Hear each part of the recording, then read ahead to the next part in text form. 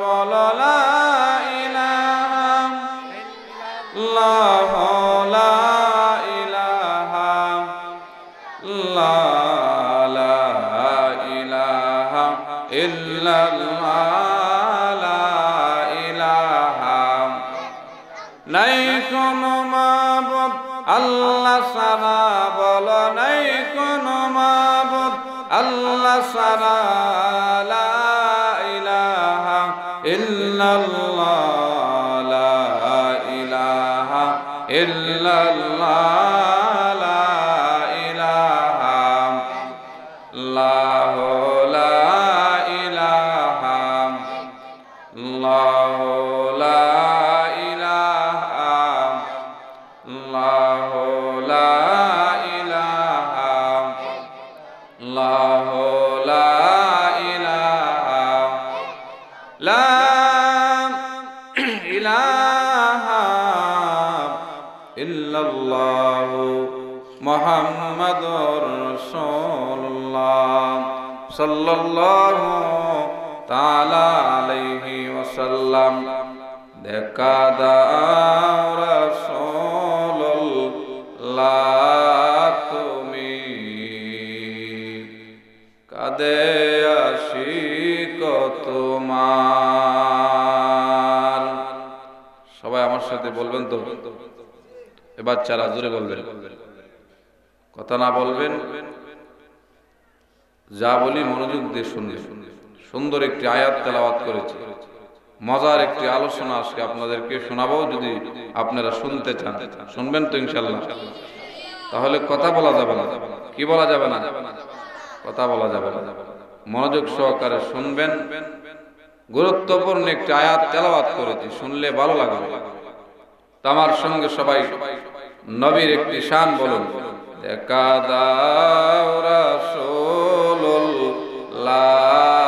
তুমি কাঁদে আশিক তোমার আছো শুয়ে মাদিনায় তুমি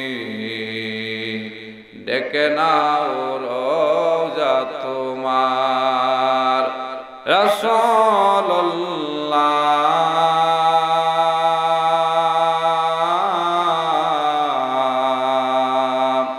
কি উপায় হবে আমার, বলুন রাসূলুল্লাহ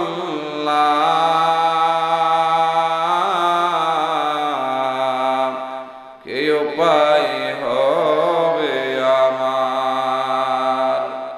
কিয়ামতের ময়দানে আল্লাহর নবীর সুপারিশ ছাড়া কোনো মানুষ জান্নাতে যেতে পারবে না।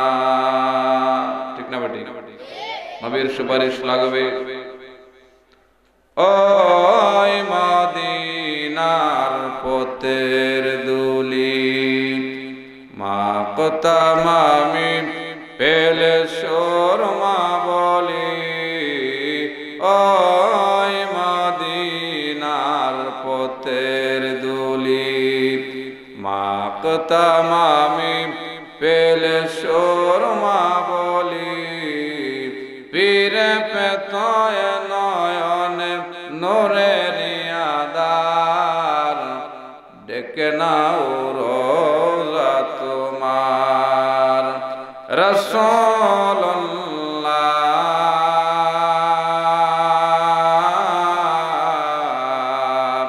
কি উপায় হবে আমার, বলুন রাসূলুল্লাহ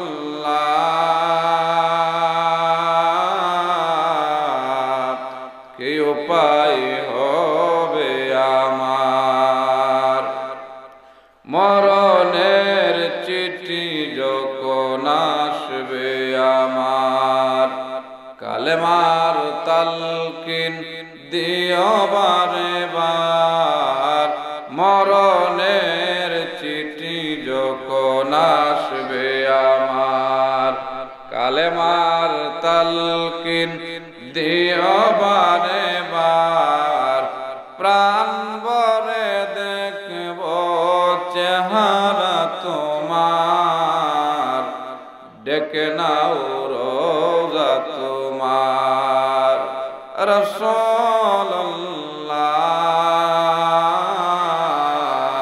সবাই বলুন রাসূলুল্লাহ, কি উপায় হবে আমার, দেখা দাও রাসূলুল্লাহ তুমি, কাঁদে আশিক তোমার, আছো শুয়ে মদিনায় তুমি, ডেকে নাও রোজা তোমার, রাসূলুল্লাহ,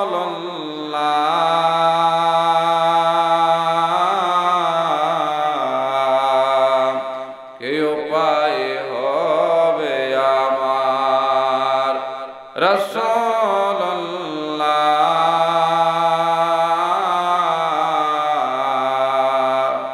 কি উপায় হবে আমার। সবাই জোরে সুরে বলি মারহাবা।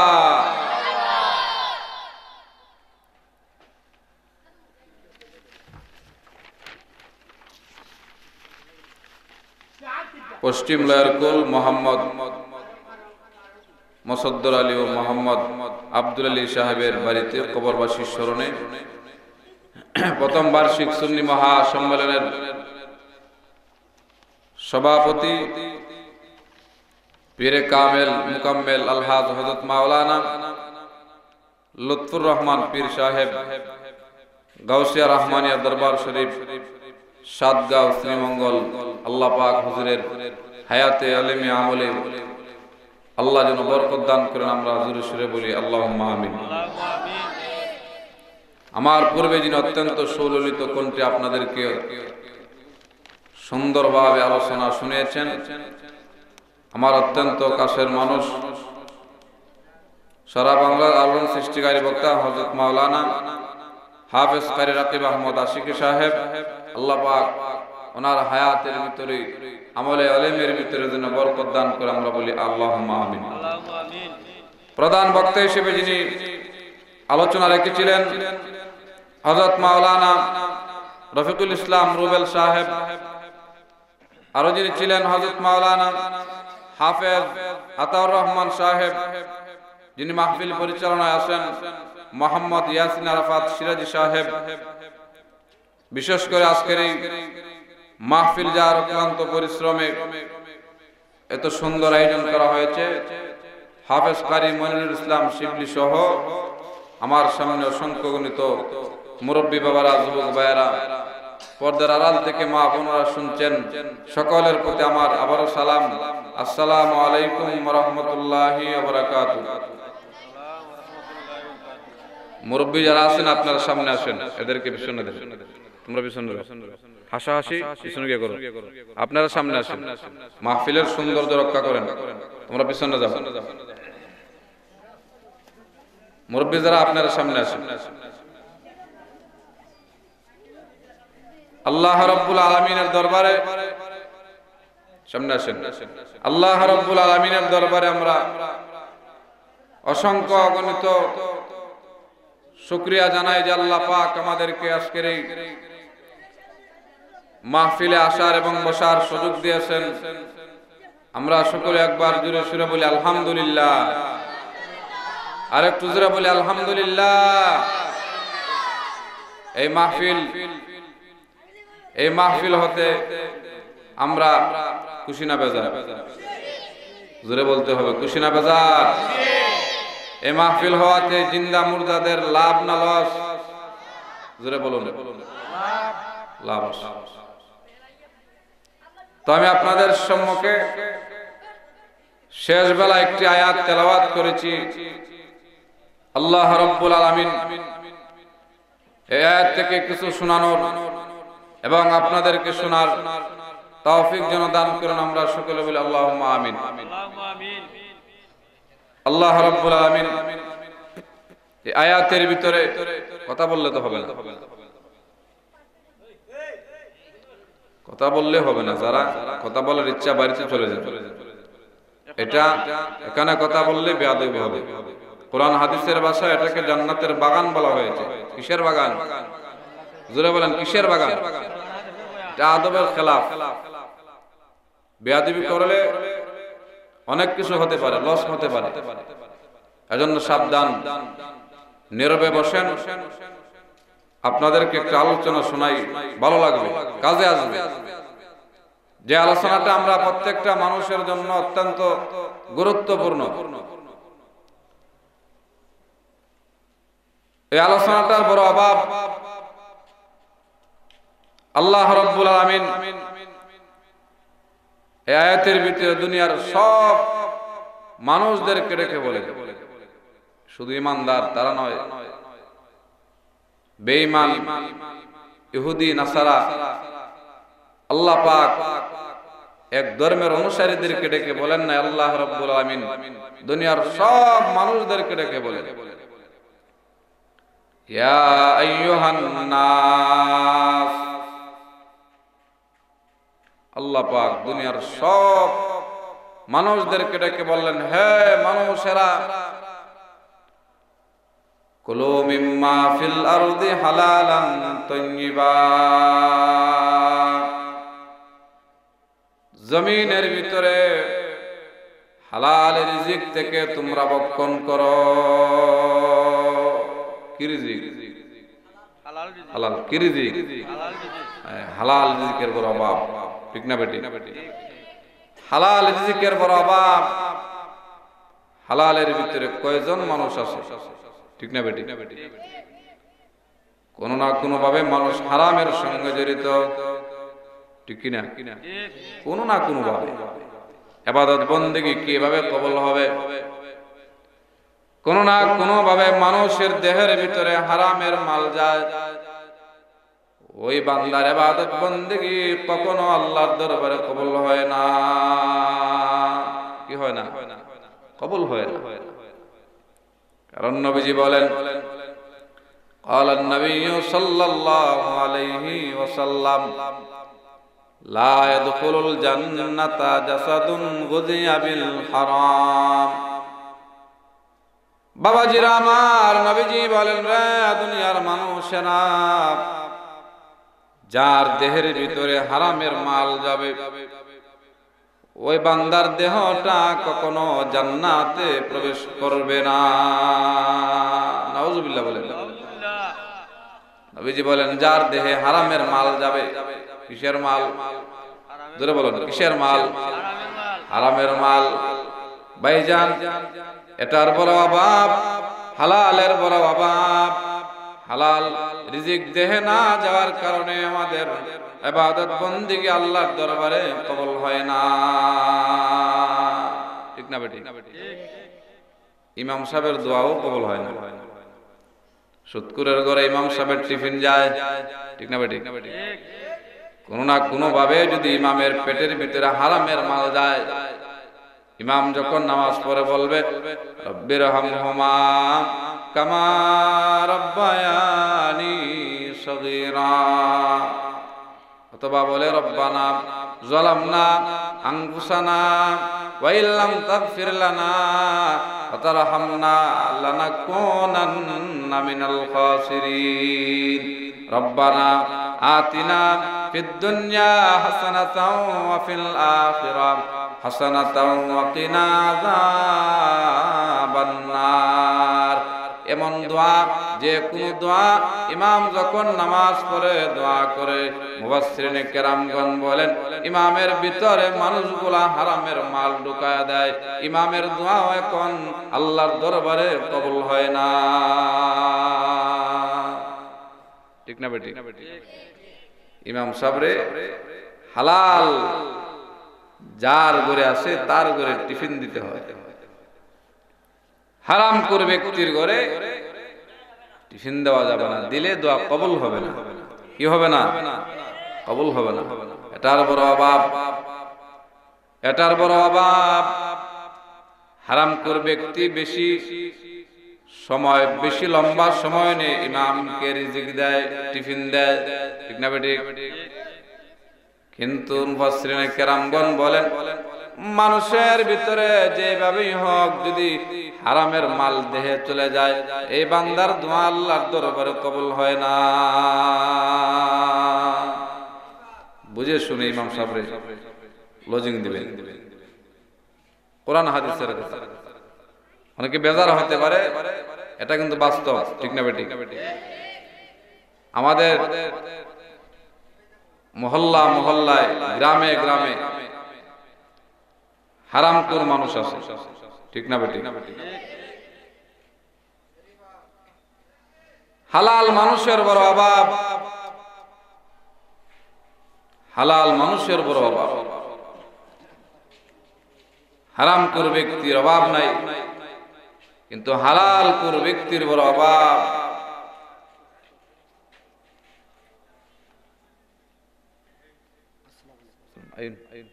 আমি আরেকটা জিনিস শেয়ার করতে পারি, অনেক হুজুর আছে ইমাম সাহেব, তারা অনেক দেখা যায় ওই সুদ এবং ঘুষের বিরুদ্ধে হলে তাদের চাকরি বলে যাবে, এটাও অনেক হুজুররা বলে। এই সমস্ত হুজুর কোন সমাজে বা কোন ধর্মের বা কোন শিক্ষা পাইয়া ইমাম হইছে, আমি এটাও আপনি একটু বয়ান করতে। জি ইনশাআল্লাহ।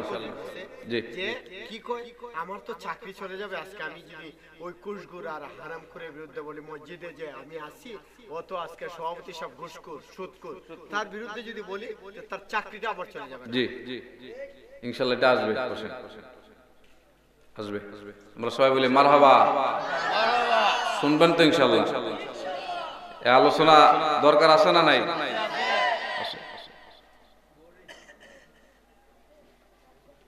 এই যে হালাল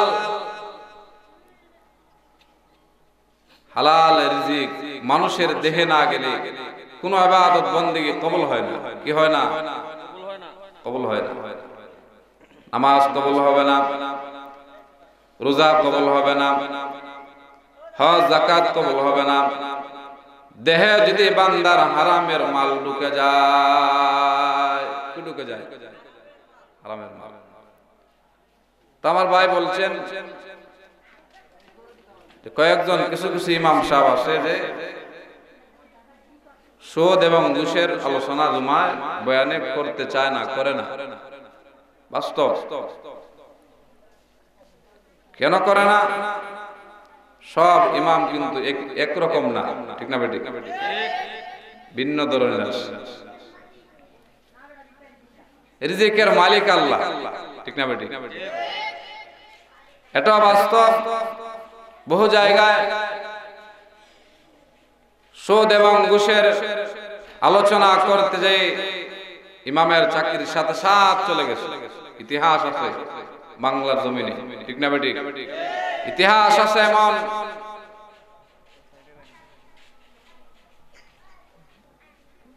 এজন্য আল্লাহর ঘর মসজিদের মিম্বরে বসে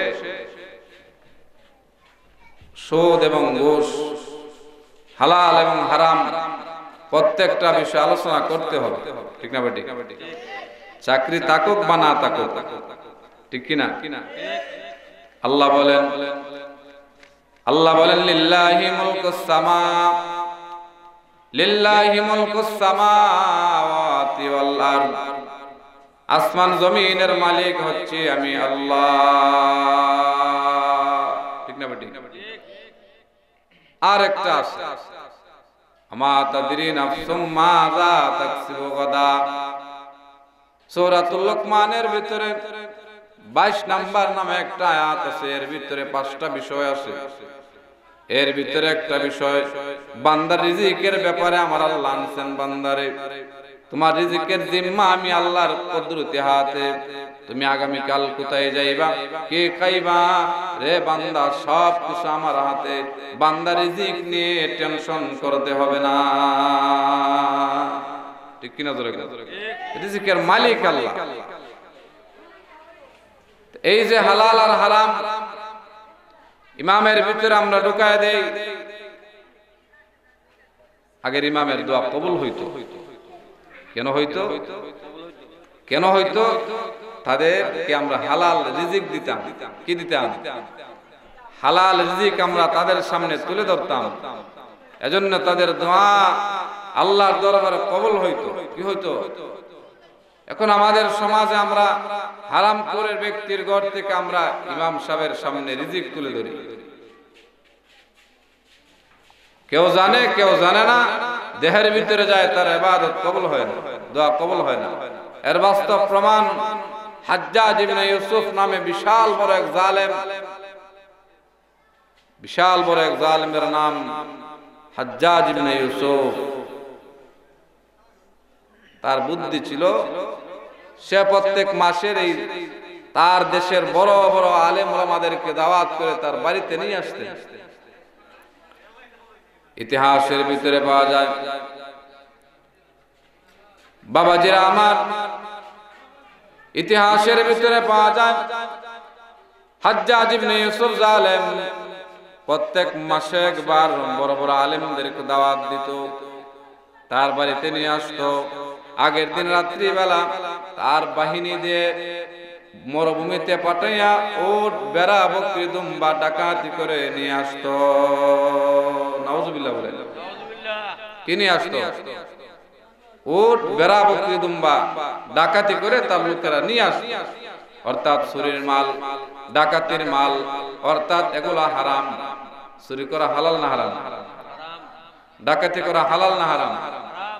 তো হাজ্জাজ ইবনে ইউসুফ যেমন আগামী কালকে দাওয়াত দিয়েছে আলিম ওলামাদেরকে, আজকে রাত্রিবেলা তার বাহিনীকে পাঠায়, যাও উট, বেড়া, বকরি, দুম্বা চুরি ডাকাতি করে নিয়ে আসে। এগুলা জবাই দেওয়া হয়। হারামের মাল বড় বড় আলেমদের সামনে তুলে ধরা হয়। মানুষের উপর সব আসবে, সব আসবে, এর ভিতরে সব আসবে। মানুষের ভিতরে,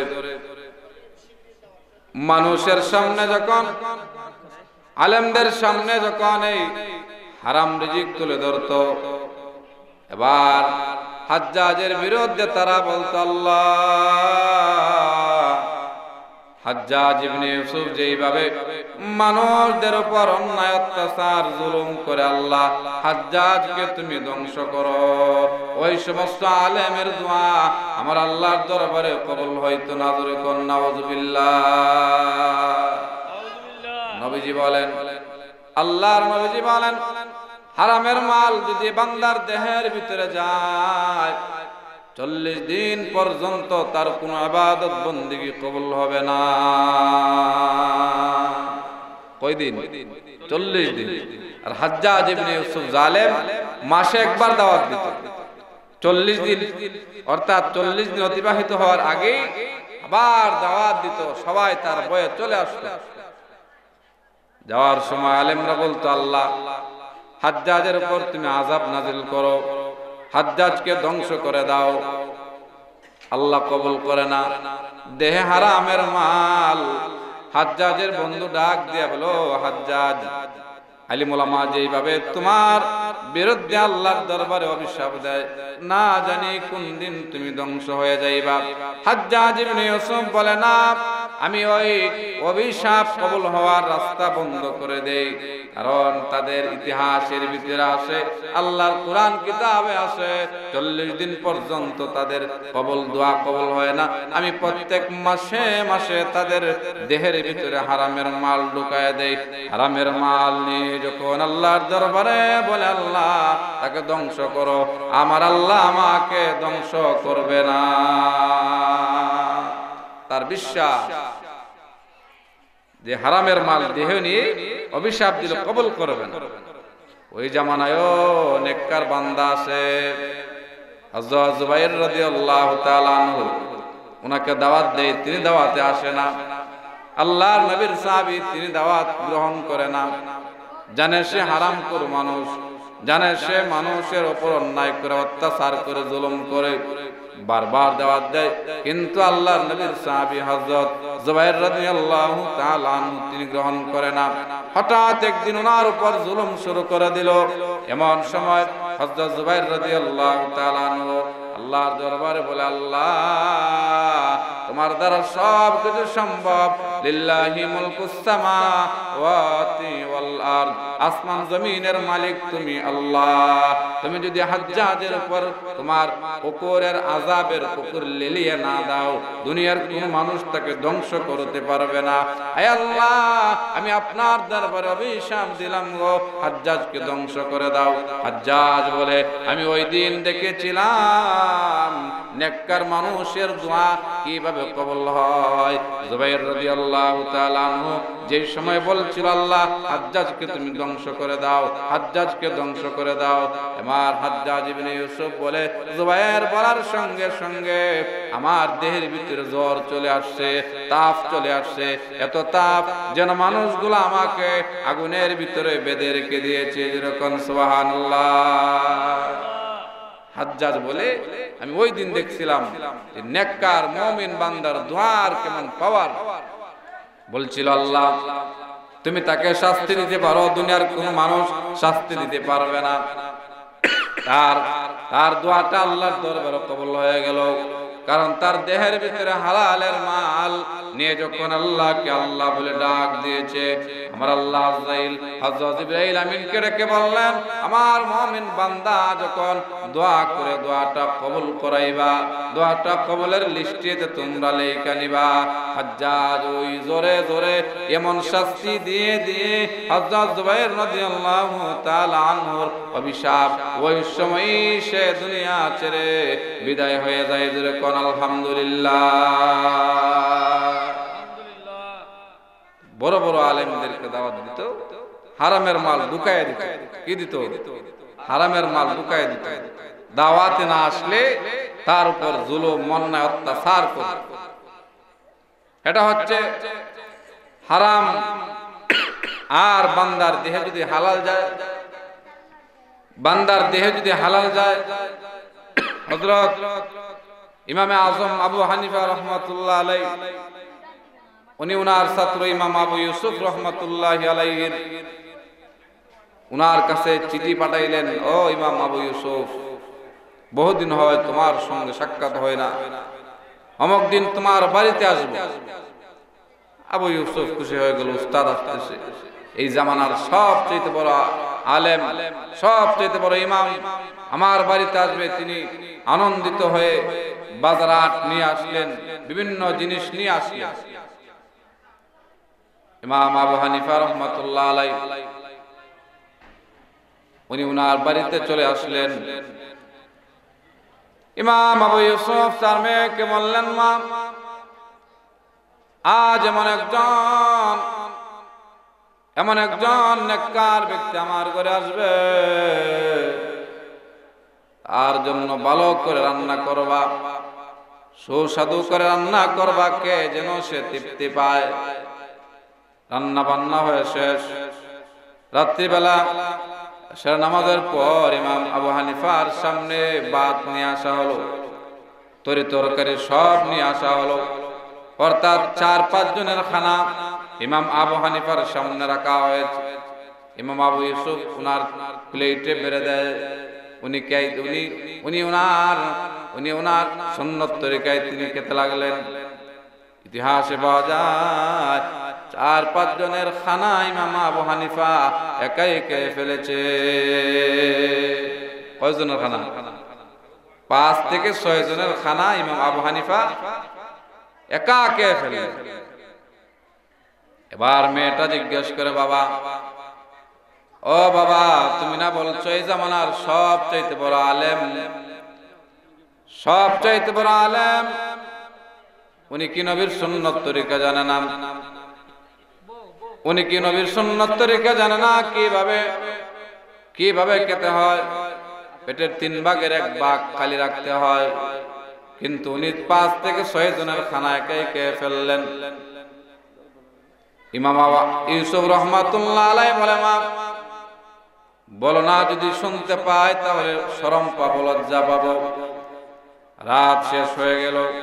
ওযু করার জন্য ইমাম আবু হানিফার দরওয়াজার সামনে পানির পেয়ালা রাখা হলো। সকালবেলা মেয়েটা ঘুম থেকে দেখে পানির পেয়ালা যেইভাবে রাখছে সেইভাবে পড়ে আসে। বাবাকে গিয়ে বলে, বাবা কি এমন হুজুর বাড়িতে নিয়ে আসছো? বাবার উনি নাকি এই জামানার সবচেয়ে বড় আলেম, উনি নাকি সবচেয়ে বুজুর্গ মানুষ। রাত্রিবেলা 5 থেকে 6 জনের খানা একা খেয়ে ফেললেন। আবার সারা রাত তিনি ঘুমের পর পানি যেইভাবে সেইভাবে পানির জায়গায় পানি রয়ে গেছে।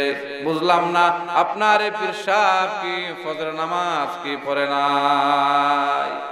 মেয়ের মনে প্রশ্ন। রাত্রিবেলা 6 জনের খানা একা, আর ফজরের সময় শেষ, সূর্য উঠে গেছে, পানির জায়গায় পানি পড়ে আছে, বুঝতে পারলাম না। ইমাম আবু ইউসুফ দৌড়ে গিয়ে বলে, ও আল্লাহর বন্ধু, মেয়ের কাছে শরম পাইলাম, মেয়ের কাছে লজ্জা পাইলাম। ইমাম আবু হানিফা বলে, কি বাবা, কি শরম পেয়েছ, লজ্জা পেয়েছ? ইমাম আবু ইউসুফ বলে, উস্তাদ জি, রাত্রিবেলা 6 জনের খানা খেয়ে ফেললেন, আবার সকালবেলা পানির পেয়ালা দিয়েছিল ফজরের ওযু বানানোর জন্য, পানি যেইভাবে ওইভাবে পানি রয়ে গেল। আমার মেয়েটা জানতে চায়। ইমাম আবু হানিফা বলে, বাবারে, এটা আমার গোপন রহস্য, যেহেতু তুমি গোপন জিনিস জানতে চাও তাইলে শোনো। ইমাম আবু হানিফা রাহমাতুল্লাহ আলাইহি বলেন, যেহেতু যেই সময় তোমার ভাত তরকারি আমার সামনে যখন এনে রাখছিলে, আমি যখন আমার চোখ যখন এই তরকারি ভাতের ভিতরে রাখলাম, আমি দেখতেছি আসমান থেকে আল্লাহ রাব্বুল আলামিন রিজিকের ভিতরে বরকত দান করতেছে। যেরকম সুবহানাল্লাহ। তিনি বলে, বাবারে, আমি যখন তাকাইলাম দেখতেছি আসমান থেকে গুলার ভিতরে বরকত সাকিনা নাজিল হইতেছে, অর্থাৎ আমি নিশ্চিত হয়ে গেলাম এটা 100% হালাল, কারণ তোমার ইনকামটা হালাল। তুমি একজন নামাজি মানুষ, যে মেয়েটা রান্না করেছে তোমার মেয়েটা নামাজি, কোরআনের তেলাওয়াতকারী, তোমার মেয়েটা নেককার, মিথ্যা বলে না, মানুষের সঙ্গে দুর্ব্যবহার করে না, তোমার টাকার ইনকামটা হালাল, রিজিকগুলা হালাল। আর আল্লাহর নবীজি বলেন, হালাল রিজিক যার ভিতরে দেহের ভিতরে বেশি থাকবে তার ইবাদত আল্লাহর দরবারে বেশি পছন্দ হয়। ইমাম আবু হানিফা বলে, বাবারে, আমি আজ কয়েকদিন যাবত একটা কোরআনের আয়াত নিয়ে, একটা মাসআলা নিয়ে আমি বড় সমস্যার ভিতরে পড়ে গেছি, এটার সমাধান বের করতে পারতেছি না। ও আবু ইউসুফ, আজ তোমার হালাল রিজিক আমার দেহের ভিতরে আমি যখন সামনে পাইলাম, এবার সিদ্ধান্ত নিয়ে নিলাম কষ্ট করে হলেও বেশি করে হালাল রিজিক দেহের ভিতরে ঢোকাবো, প্রয়োজনে 1 দিন 2 দিন না খেয়ে থাকবো। আমি যখন হালাল রিজিক আমার দেহে ঢুকাইলাম, সারা রাত্রি বেলা ঘুমাই নাই। এই যে আমার আয়াতটা নিয়ে সমস্যার ভিতরে পড়েছিলাম, কঠিন জটিল মাসআলা, এই আয়াত থেকে আমি 100 মাসআলা বের করেছি। যেরকম সুবহানাল্লাহ। কয়শত? 100। ইমাম আবু হানিফা বলে, এই আয়াতটা নিয়ে আমার অনেক সমস্যায় পড়ে আছে। যেই তোমার হালাল রিজিক, নবীজি বলতেন যার দেহে যত হালাল রিজিক থাকবে বান্দার ইবাদত তত বেশি কবুল হবে। উনি বলে, এই যে ফজরের নামাজ, উনি বলে, দেখো কোরআনের আয়াত নিয়ে গবেষণা করতে করতে আমার উযু ভাঙে নাই, উযু করতে হয় নাই, তাহাজ্জুদ নফল ইবাদত, কোরআনের আয়াত নিয়ে গবেষণা, ফজর নামাজ, এশারে উযুর মাধ্যমে আমি শেষ করেছি। যেরকম আলহামদুলিল্লাহ। হালাল রিজিক মানুষের দেহে থাকতে হয়। রূহ জগতের ভিতরে যখন আল্লাহ যখন সিদ্ধান্ত নেয় অমুক অমুক বান্দির ঘরে আল্লাহ পাক একটা ছেলে দিবে, মেয়ে দিবে, ওই রূহটা আল্লাহর দরবারে পানা চায়, বলে, আল্লাহ জমিনে পাঠাইবা এমন একটা মা বাবার মাধ্যমে দিও যারা নাকি নামাজি, যারা নাকি রোজাদার, যারা নাকি কোরআনের তেলাওয়াতকারী, যারা তোমার নেককার বান্দা। আয় আল্লাহ, নেককার হালাল কর মা বাবার মাধ্যমে জমিনে দিও। যদি এদের দ্বারা আমাকে জমিনে পাঠাইতে পারো, আমি জমিনে যাইয়া তোমার ইবাদত করতে পারবো। যেরকম সুবহানাল্লাহ। রূহ জগতে বলে আসার আগেই বলে, আল্লাহ তোমার কাছে পানা চাই, হারামখোর মা বাবার মাধ্যমে দিও না, বেনামাজি মা বাবার মাধ্যমে আমাকে জমিনে পাঠায়ও না, হারামখোর মা বাবার মাধ্যমে জমিনে পাঠায়ও না, যারা সুদের সঙ্গে জড়িত এদের মা এদের সন্তান বানায়া জমিনে পাঠায়ও না, যারা ঘুষের সঙ্গে জড়িত এদের সন্তান বানায়া জমিনে পাঠায়ও না, এদের সন্তান বানায়া যদি আমাকে জমিনে পাঠাও, জমিনে যাওয়ার সঙ্গে সঙ্গে আমি তোমার ইবাদত, আমি তোমাকে ডাকা ভুলে যাব। ফরিয়াদ জানায়, রুহ জগতে জানায়, আল্লাহ হালাল করে মা বাবার মাধ্যমে পাঠাও। মানুষ বিভিন্ন ভাবে, বেশিরভাগ আমরা সমাজে সুদের ব্যবসা চলে, ঠিক না বেটি? সুদ আছে না নাই? আবার আসি কি না আসি কিছু বলে যায়, দরকার আছে না নাই? দরকার আছে না নাই? মাহফিল সাজানো হয়, বেনামাজি যেন নামাজি হয়, কি হয়? নামাজি হয়, বেরোজগার যাতে রোজগার হয়, হারামখোর মানুষ যেন হালালখোর হয়, ঠিক না বেটি? এজন্য মাহফিল সাজানো হয়। এগুলা শুই না যদি আমরা আমাদের অন্তরে রাগ পুষে বসে থাকি তাহলে চলবে না। রাগ করলে আল্লাহর সঙ্গে করো, কোরআনে যাও, হাদিসে যাও, গিয়ে বলো আল্লাহ কেন আয়াত নাজিল করেছে। মানুষ যে সুদের সঙ্গে জড়িত, সুদখোর মানুষ কখন আল্লাহর তৈরি জান্নাতে যাবে? কোথায় যাবে না? জান্নাতে যাবে না। সুদের সঙ্গে যারা জড়িত আছে, আল্লাহর নবীজি বলেন 4 শ্রেণীর উপর আল্লাহর নবীর লানত। কয় শ্রেণী? জোরে বলুন, কয় শ্রেণীর উপর?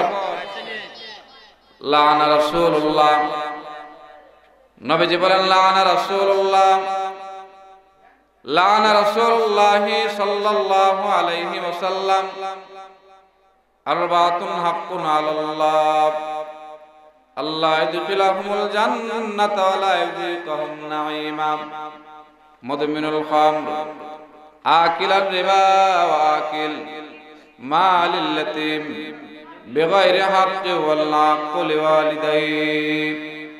নবীজি বলেন আকিলার রিবা আমকিলাহু ওয়া কাতিবাহু ওয়া শাহিদাইহি ওয়া ক্বালাহুম সাওয়া। 4 শ্রেণীর উপর আল্লাহর নবীর লানত। নবীজি বলেন 1 নাম্বার যারা সুদ দিবে তাদের জন্য আল্লাহর নবীর লানত। কার জন্য? সুদ দিবে। তো সুদ যিনি দিবে আরেকজন আছে যে নেয়, ঠিক না বেটি? একজন দিবে আরেকজন নিবে, দুইজন সমান। আরো আছে। এই জামানায় বিশ্বাস নাই, বিশ্বাস বলতে কিছু নাই, ঠিক না বেটি? আছে কিন্তু 99% বিশ্বাস বলতে নাই। বাবা তার ছেলেকে বিশ্বাস করে না, ছেলে তার বাবাকে বিশ্বাস করে না। এই যে আপনি গেলেন 1 লক্ষ টাকা আনবেন সুদের উপর, উনি দিবে আপনি আনবেন, সাক্ষী ছাড়া কেউ সুদ দেয় না, ঠিক না বেটি? আর এই জামানায় শেষ জামানা, আখির জামানা, ফিতনার জামানা, সাক্ষী ওলার সরে যায়, ঠিক না বেটি? এবার দলিল লাগে। কি লাগে? দলিল লাগে। নবীজি জানতেন যে শেষ জামানায় এমন হবে, এজন্য নবীজি 4 জনের কথা বলছেন। 4 জনের জন্য আমার লানত। একজন যিনি দেয়, 2 জন যিনি নিবে, 2 জন, আরেকজন আছে যিনি সাক্ষী দেয়, আরেকজন আছে যিনি লিখে দেয় এত টাকা, এত তারিখ নিয়ে এসে মাসে এত টাকা দেবে, বছরে এত টাকা দেবে, না হয় আরো বেশি দিবে, থাকলে আরো বেশি দিবে। 4 জন। কিছু কিছু মুফাসসিরিনে কেরামগণ বলেন 5 জন। 5 নাম্বার ব্যক্তিটাকে, 5 নাম্বার ব্যক্তি ওই ব্যক্তি যিনি কুজ দেয়, অমুকে সুদের উপর টাকা লাগায়, অমুকের কাছে যা গেলে পাবে। আছে না নাই? কই ওই অমুকের কাছে যা টাকা পাইবে, সেও আছে। কি আছে? 5 নাম্বারে সেও আছে। মুসিবতে আছে সে বুদ্ধি দেয়, তোরে একটা বুদ্ধি দিয়ে আমার কাছে যা, টাকা পাইবে। জান বাঁচা কিতা হয়, আগে জান বাঁচা টাকা নিয়ে সুদ হোক আর ঘুষই হোক। অথচ আল্লাহ বলছেন রিজিকের মালিক আমি আল্লাহ। মুসিবত, ছোট্ট মুসিবত যখন আসে এটা আমরা সামলাইতে পারি না, এটার জন্য হারাম পন্থায় বিভিন্নভাবে আমরা বিভিন্নভাবে পেরেশান হয়ে যাই।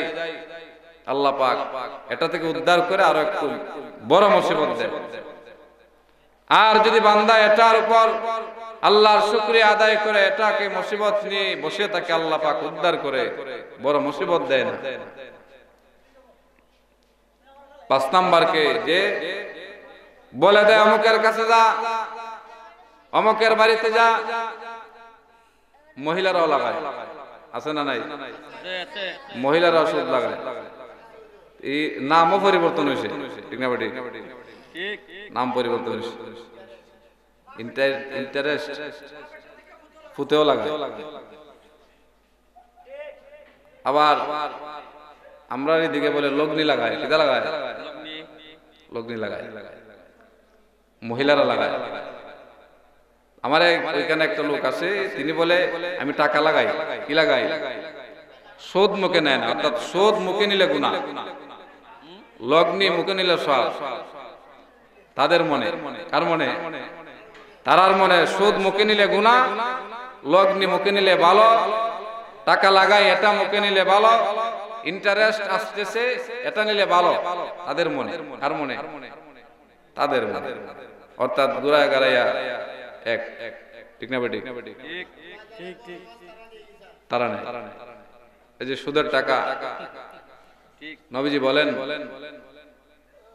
আমি মেরাজের রজনীতে জাহান্নাম যখন ভ্রমণ করার জন্য গেলাম,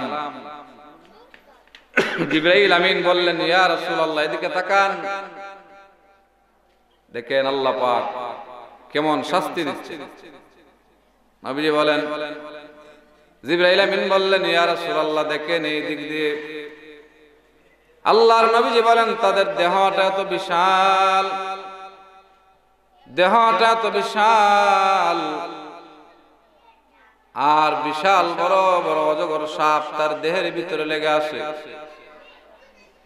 দুনিয়ার সমতুল্য তার পেট, বিশাল বড় বড় পা, বিশাল বড় বড় হাত। মুফাসসিরিনে কেরামগণ বলেন বড় করে বানানোর একটাই উদ্দেশ্য, যেন সে শাস্তি ভোগ করতে পারে, শাস্তিটা যেন সে অনুভব করতে পারে।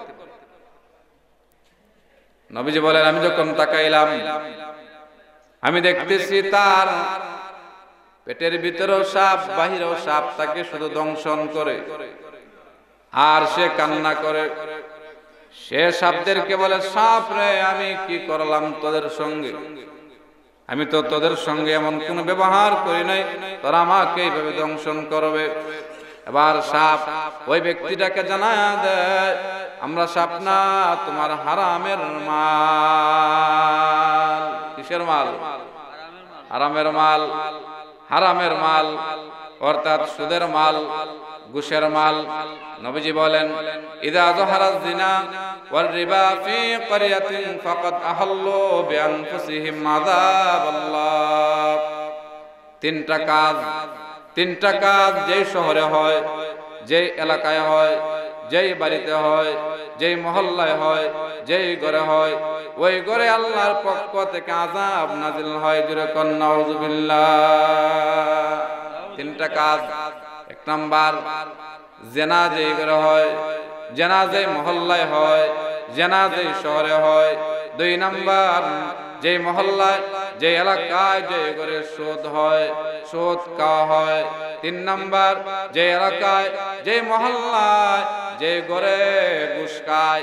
3 শ্রেণীর ব্যক্তির জন্য আল্লাহ রাব্বুল আলামিনের পক্ষ থেকে আযাব নেমে আসে। আযাব আসে।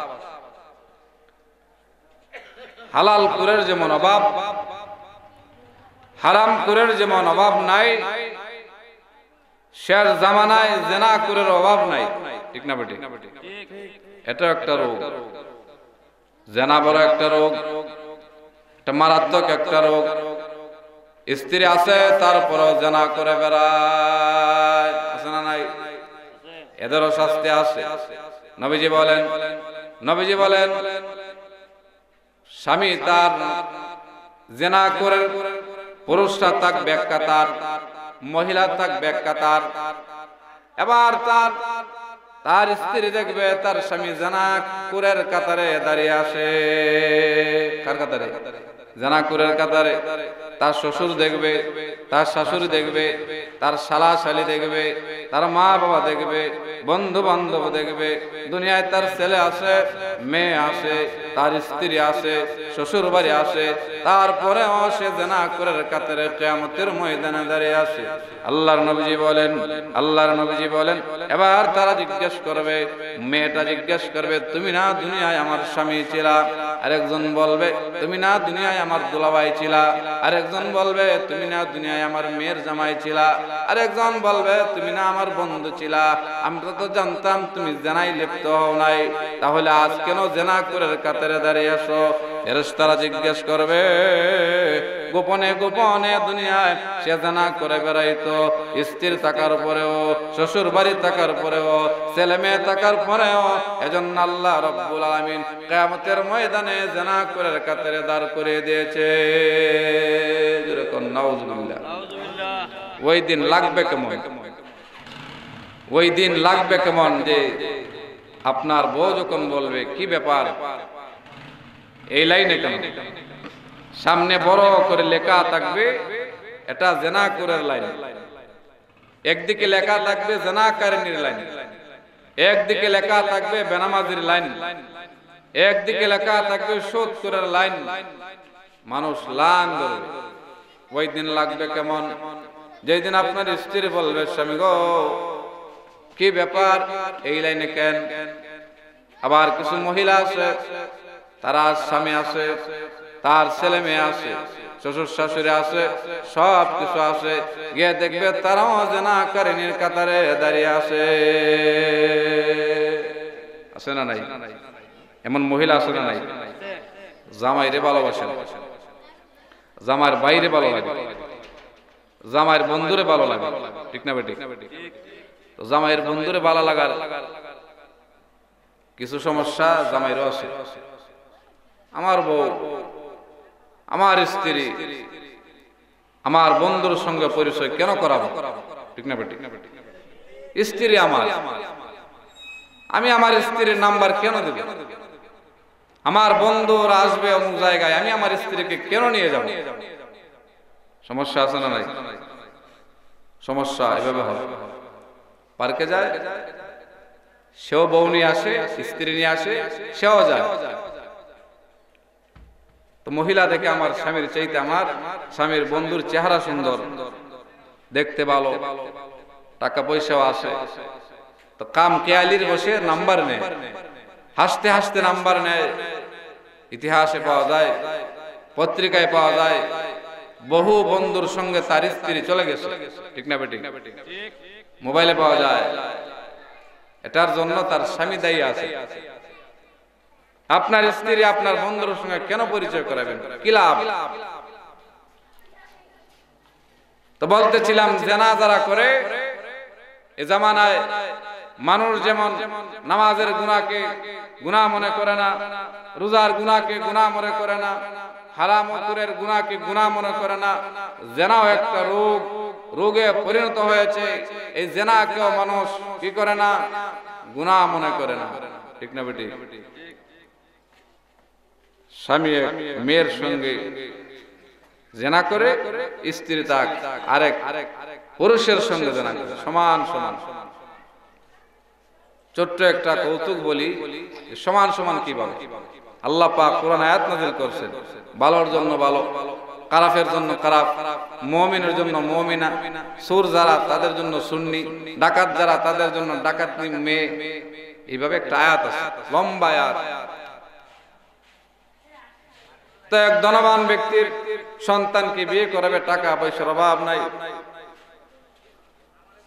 এক জায়গায় মেয়ে দেখতে গেছে, যাওয়ার পর ছেলেটা বলে, বাবা আমার মেয়েটা পছন্দ হয়েছে, আমি মেয়েটাকে বিয়ে করব। বাবা বলছে ভালো কথা, বিয়ে করো। ছেলে বলে আজ রাত আমি মেয়ের সঙ্গে থাকতে চাই। ব্যবস্থা করে দেওয়া হলো।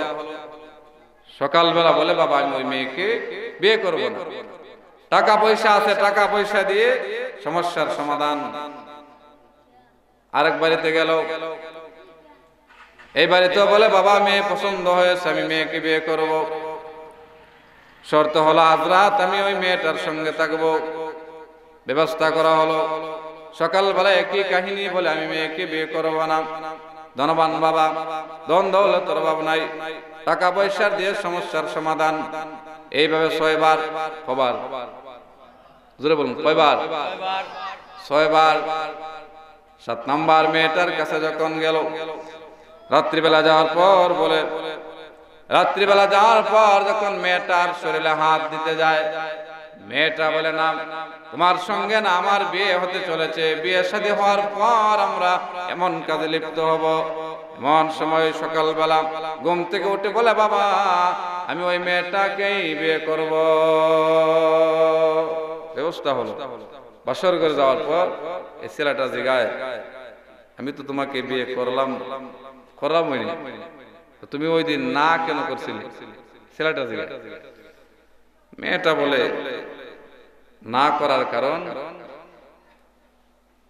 তোমার আগে আরো 6টা ছেলে আমার সঙ্গে জেনা করে বিয়ে করবে বলে কৌশলে আমার সঙ্গে জেনা করার পর বলে তারা বিয়ে করবে না।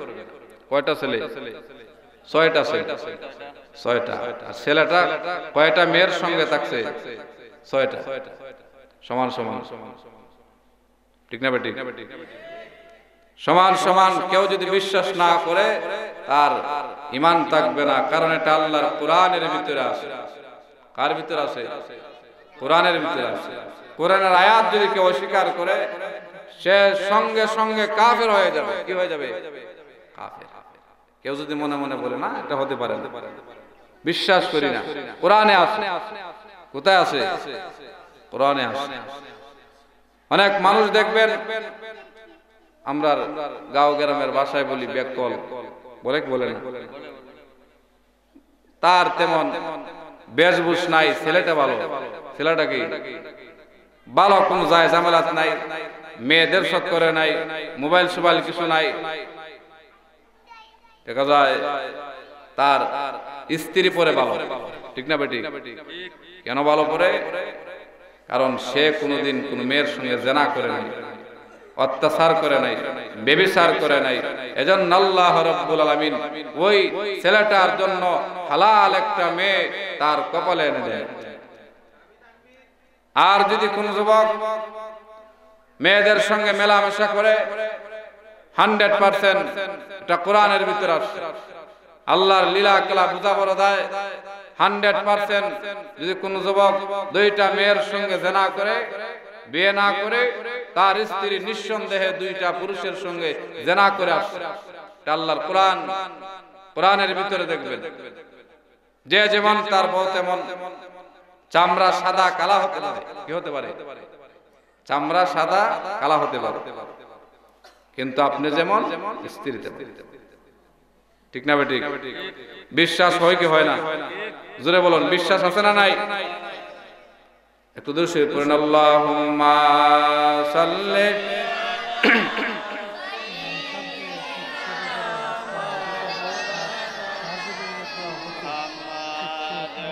ওয়া আলা আলি সাইয়্যিদিনা মাওলানা আল্লাহুম্মা সাল্লি ওয়া সাল্লিম ওয়া বারিক আলাইহি। অনেকে বলবে যে ওয়াজ ভালো হইতেছে না, ঠিক কিনা? অনেক মহিলারাও বলবে আর দেশে ওযু নাই, ঠিক না বেটি? ছেলেরাও বলবে ওযুর কি অভাব। 2টা বিষয় হচ্ছে, একটা বিষয় মসজিদের ইমাম কেন মিম্বরে বসে হারামখোর, সুদখোর, ঘুষখোরের বিষয়ে কথা বলে না। কিছু এমন আছে যারা জেনে শুনে চাকরির বয়ে এমনটা করে, তাদেরকে মসজিদে না রাখাই ভালো। কি ভালো উত্তম ইমাম হবে। ইমাম হচ্ছে বাদশা। কি ইমাম হচ্ছে বাদশা।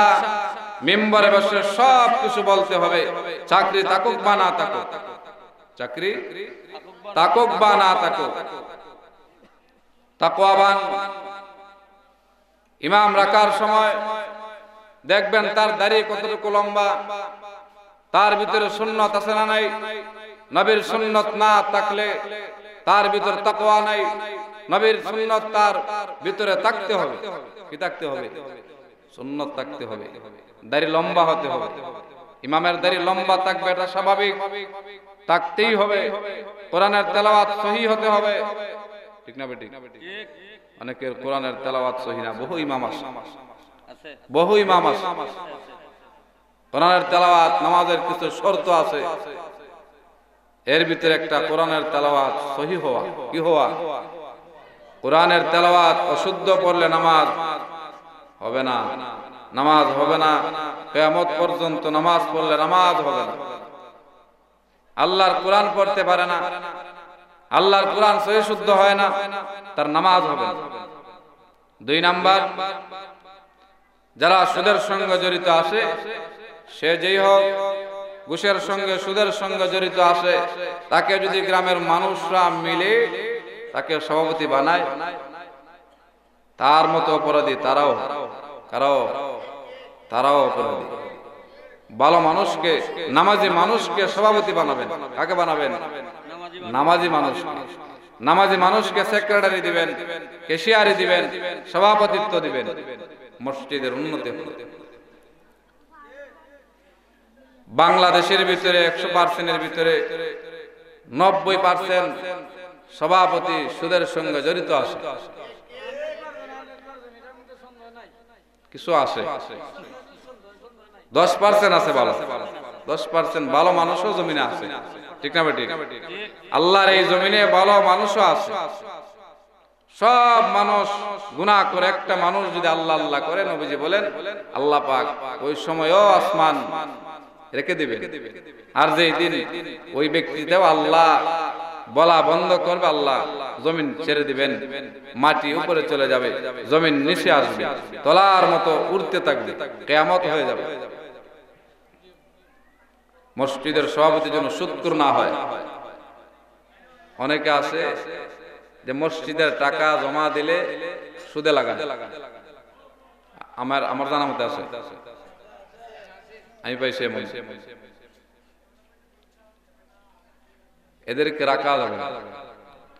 মসজিদের টাকা তার কাছে আমানত দেওয়া হয়। আমানতের খেয়ানত যারা করে তারা মুনাফিক। তারা কি বলেন? তারা কি? 3 শর্তের 1 শর্ত আমানতের খেয়ানত করা।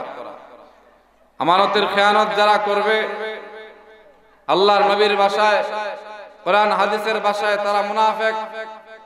আর এদের বাসস্থান আল্লাহ তাআলা বিভিন্ন জায়গায় বলেন। এক জায়গায় বলেন ইন্নাল মুনাফিকিনা ফিদ দারকিল আসফালি মিনান নার, মুনাফিকদের বাসস্থান জাহান্নামের সবচাইতে নিম্ন স্তরে থাকবে। যেরকম নাউজুবিল্লাহ, জাহান্নাম হবে এমন 1 তলা, 2 তলা, 3 তলা, 4 তলা, 5 তলা, 6 তলা, 7 তলা, এইভাবে থাকবে।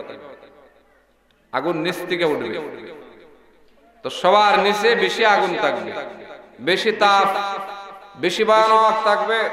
নবীজি বলেন ওই ভয়ানক জায়গায় মুনাফিক ব্যক্তির জায়গা আল্লাহ তাআলা করে দিবেন। কোরআনের ভিতরে আছে আমানতের খেয়ানত না করা, মসজিদের টাকা সুদে না লাগানো, মসজিদের টাকা বিভিন্ন ভাবে বিভিন্ন কৌশলে নিজের পকেটে না ঢোকানো, ঠিক না বেটি? কোরআন হাদিস বাদ দিলাম, সব বাদ।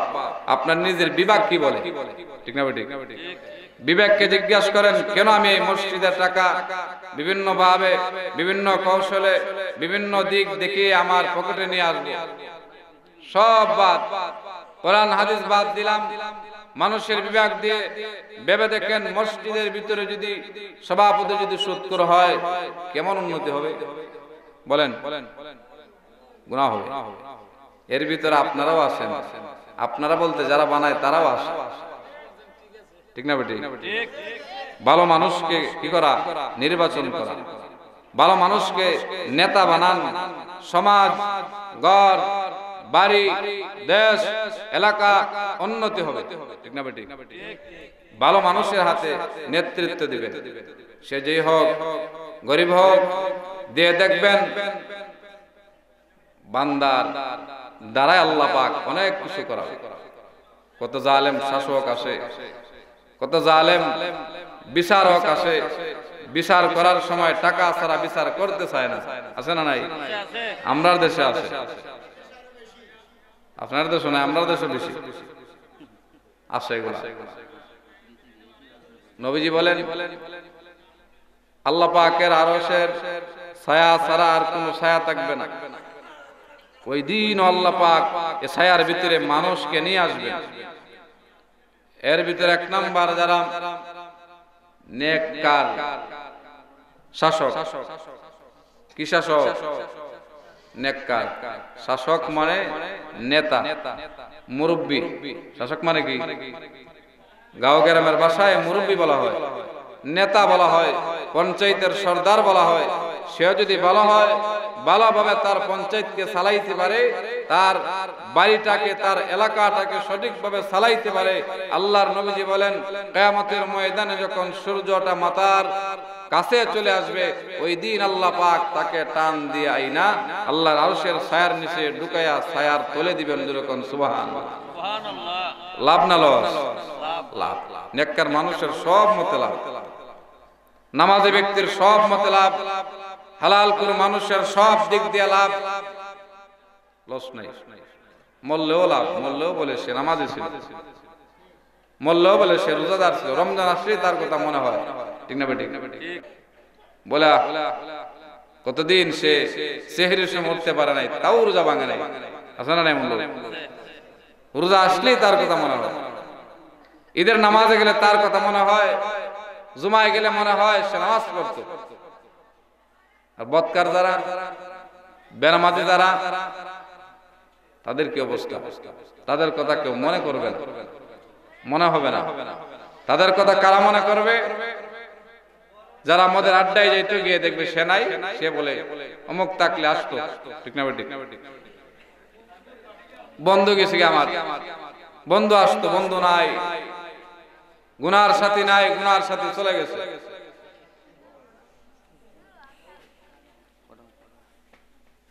জেনাখোর মানুষ যখন কিয়ামতের ময়দানে থাকবে, তার সব আত্মীয় স্বজন দেখবে, এদের শাস্তি কেমন হবে এটা একটু শোনাই, শুনবেন তো? জোরে বলুন, শুনবেন কিনা? এগুলা দরকার, এগুলা ওয়াজ করতে চায় না। কেন করতে চায় না? কারণ আপনারা শুনতে চান না, বিদায় করতে চায় না। আপনারা শুনতে রাজি না, বেনামাজির ওয়াজ আপনারা শুনতে রাজি না, হারামের ওয়াজ শুনতে রাজি না, সুদের ওয়াজ, ঘুষের ওয়াজ আপনারা শুনতে রাজি না, বেপরদার ওয়াজ মহিলারা শুনতে চায় না, ঠিক না বেটি? সমান অধিকার, কি অধিকার? সমান অধিকার, সমান অধিকার চায়, তারা শুনতে চায় না। নবীজি বলছেন তারা, তাদের 3 গুণ আর পুরুষের 1 গুণ আল্লাহ পাক বাড়িয়ে দিয়েছেন। তারা সমান চায়, নিজের ইজ্জত নিজে কমাইতে চায়। কিয়ামতের ময়দানে নবীজি বলেন যারা জিনা করবে, এটা মারাত্মক একটা রোগ। জিনা করাটা এখন মহল্লায় মহল্লায় পাওয়া যায়, শহরে শহরে পাওয়া যায়। এটা একটা রোগে পরিণত হয়েছে, ঠিক না বেটি? স্বামী তার বউর সঙ্গে, স্ত্রীর সঙ্গে ভালো ব্যবহার করে না, আছে না নাই? স্ত্রী তার স্বামীর সঙ্গে ভালো ব্যবহার করে না, তার স্বামীকে ভালো লাগে না। কিয়ামতের ময়দানে নবীজি বলেন সাহাবীরা রে, পুরুষ জিনা করে পুরুষের জন্য আমার আল্লাহ এমন শাস্তি রাখছেন, জিনা করে যখন লাইন ধরে দাঁড়াবে, একদল ফেরেশতা জাহান্নামের গেট থেকে বের হয়ে বলবে আসো, নাম ধরে ডাকবে, তুমি আসো। বান্দা আসবে, জিনা করে ব্যক্তি সামনে আসবে, ফেরেশতারা তাকে ধরে যখন নিয়ে যাবে, সামনে একটা কামরা রাখবে, একটা ঘর, একটা রুম রাখবে। এই ঘরটা হবে আগুনের ঘর। আর নবীজি বলেন আগুনের দ্বারা আমার আল্লাহ রাব্বুল আলামিন পুরুষদেরকে শাস্তি দিবেন নারীর দ্বারা। জাহান্নামের ভিতরে পুরুষদেরকে শাস্তি দেওয়া হবে নারীর দ্বারা। আগুন দিয়ে আমার আল্লাহ একটা নারী বানাবে, দেখতে বড় সুন্দরী। ওই জেনাকুর ব্যক্তিটা যখন দেখবে, দেখার সঙ্গে সঙ্গে বলবে, হায় রে, জমিনে কত নারী দেখলাম, জমিনে কত মেয়ে দেখলাম, এত সুন্দর মহিলা দেখি নাই। তার চিন্তা বলবে, যদি মেয়েটার সঙ্গে থাকতে পারতাম না জানি কেমন লাগতো। জোরে কর নাউযুবিল্লাহ। জেনাকুরের চিন্তা এটাই থাকে। সে বলে তার সঙ্গে যদি থাকতে পারতাম, অথচ জাহান্নামে গেছে, তাকে শাস্তি দেওয়ার জন্য ফেরেশতার হাত ধরে নিয়ে যাচ্ছে। তাও বলে, এত সুন্দর মেয়ে যদি যাইতে পারতাম কেমন হতো রে। ওই কথা বলার সঙ্গে সঙ্গে আগুনের মেয়েটা ইশারা দিবে, আসো, এই দিক দিয়ে আসো, আল্লাহ পাক তোমার জন্য আমাকে বানিয়েছে। আগুনের দ্বারা সে দৌড় দিয়া মেয়েটার কাছে চলে যাবে, মেয়েটা হাত ধরে ভিতরে নিয়ে যাবে। নবীজি বলেন, সে গিয়ে দেখবে একটা পালং, এটা সুন্দর ভাবে সাজানো আছে। আগুনের দ্বারা বিছানা হবে আগুনের, বালিশ আগুনের, লেপ তোষক যা আছে সব আগুনে, সব কিছু আগুনের থাকবে। এমন সময় ওই আগুনের দ্বারা মেয়েটা বলবে, সব দুনিয়ায় কত মেয়ের সঙ্গে জেনা করে বেরিয়েছ, আসো, আজ আল্লাহ পাক আমাকে বানিয়েছে তোমার জন্য। তখন এবার জেনা করা শুরু করে দিবে। যুবকটা চিৎকার করবে, হাই রে, দুনিয়ায় তেমন লাগতো না। এবার মেয়েটা বলবে, আমি কোনো মেয়ে নয়, আল্লাহ রাব্বুল আলামিনের আযাব, আমি আজ তোমাকে শাস্তি দিচ্ছি। জোরে কর নাউযুবিল্লাহ। কেমন হবে ওই দিন? এটা হচ্ছে জেনাখোর ব্যক্তির অবস্থা। জেনাকারী মহিলাদেরকে যখন আল্লাহর নবীজি বলেন, এদের লাইন থেকে ফেরেশতা বলবে, আসো, আসো, দুনিয়ায় কত পুরুষের চরিত্র নষ্ট করলি, আসো আজ জাহান্নামের ভিতরে আসো। তাকে যখন নিয়ে আসা হবে, আবার দেখবে সামনে একটা কামরা, কামরার ভিতরে আমার আল্লাহ জেনাকারী মহিলাদেরকে পুরুষ দিয়ে আমার আল্লাহ জাহান্নামের ভিতরে শাস্তি দিবে। আগুন দিয়ে সুন্দর করে একটা পুরুষ যখন আমার আল্লাহ বানাবে, মহিলার চোখ যাবে এবং সে মহিলা মনে মনে আফসোস করবে, কারণ সে জেনা করেনি মহিলা। তার চিন্তা ভাবনা হয়, এত সুন্দর জমিনে কখনো দেখতে পাই নাই রে, যদি তার কাছে যাইতে পারতাম। বলার সঙ্গে সঙ্গে সে বলবে, আয় আমার কাছে আয়, আল্লাহ পাক তোকে আমার জন্যই বানিয়েছে। মহিলা দৌড় দিবে, ভিতরে যাবে, গিয়ে দেখবে, ভিতরে যাবে, যাওয়ার পর গিয়ে দেখবে সুন্দর বিছানা, সব কিছু আমার আল্লাহ আগুন দিয়ে বানাবেন। সাহাবায়ে কেরাম বললেন, ইয়া রাসূলুল্লাহ, শাস্তি দেওয়ার জন্য এই বিছানার কি প্রয়োজন ছিল? নবীজি, দেয়ালের কি প্রয়োজন ছিল? আল্লাহর নবীজি বলেন, রুমে রুমে নিয়ে যাওয়া হবে, কারণ জমিনে যখন তারা জেনা করতো রে, তারা গোপনে গোপনে জেনা করতো, রুমে রুমে গিয়ে জেনা করতো। এজন্য আমি আল্লাহ এক একজন জেনাকর, এক একজন জেনাকারীর জন্য আমি আল্লাহ এক একটা কামরা বানিয়ে দিয়েছি। জোরে কর নাউযুবিল্লাহ। এক একজনের জন্য এক একটা কামরা। নবীজি বলেন, এক একজনের জন্য এক একটা কামরা। এবার যখন নিয়ে যাওয়া হবে, পুরুষ বলবে, আসো, তোমার জন্য আল্লাহ রাব্বুল আলামিন আমাকে বানিয়েছে। এমন সময় এবার জানা আরম্ভ হয়ে যাবে। নবীজি বলেন, ও সাহাবীরা, এদের কষ্টটা হবে এমন, এদের পেটের ভিতরে আমার আল্লাহ একটা বাচ্চা তৈরি করবে। পেটের ভিতরে বাচ্চা, কেমন বাচ্চা হবে রে ভাই? আগুনের দ্বারা একটা বাচ্চা আমার আল্লাহ জেনাকারিনী মহিলার পেটের ভিতরে দিয়ে দেবে।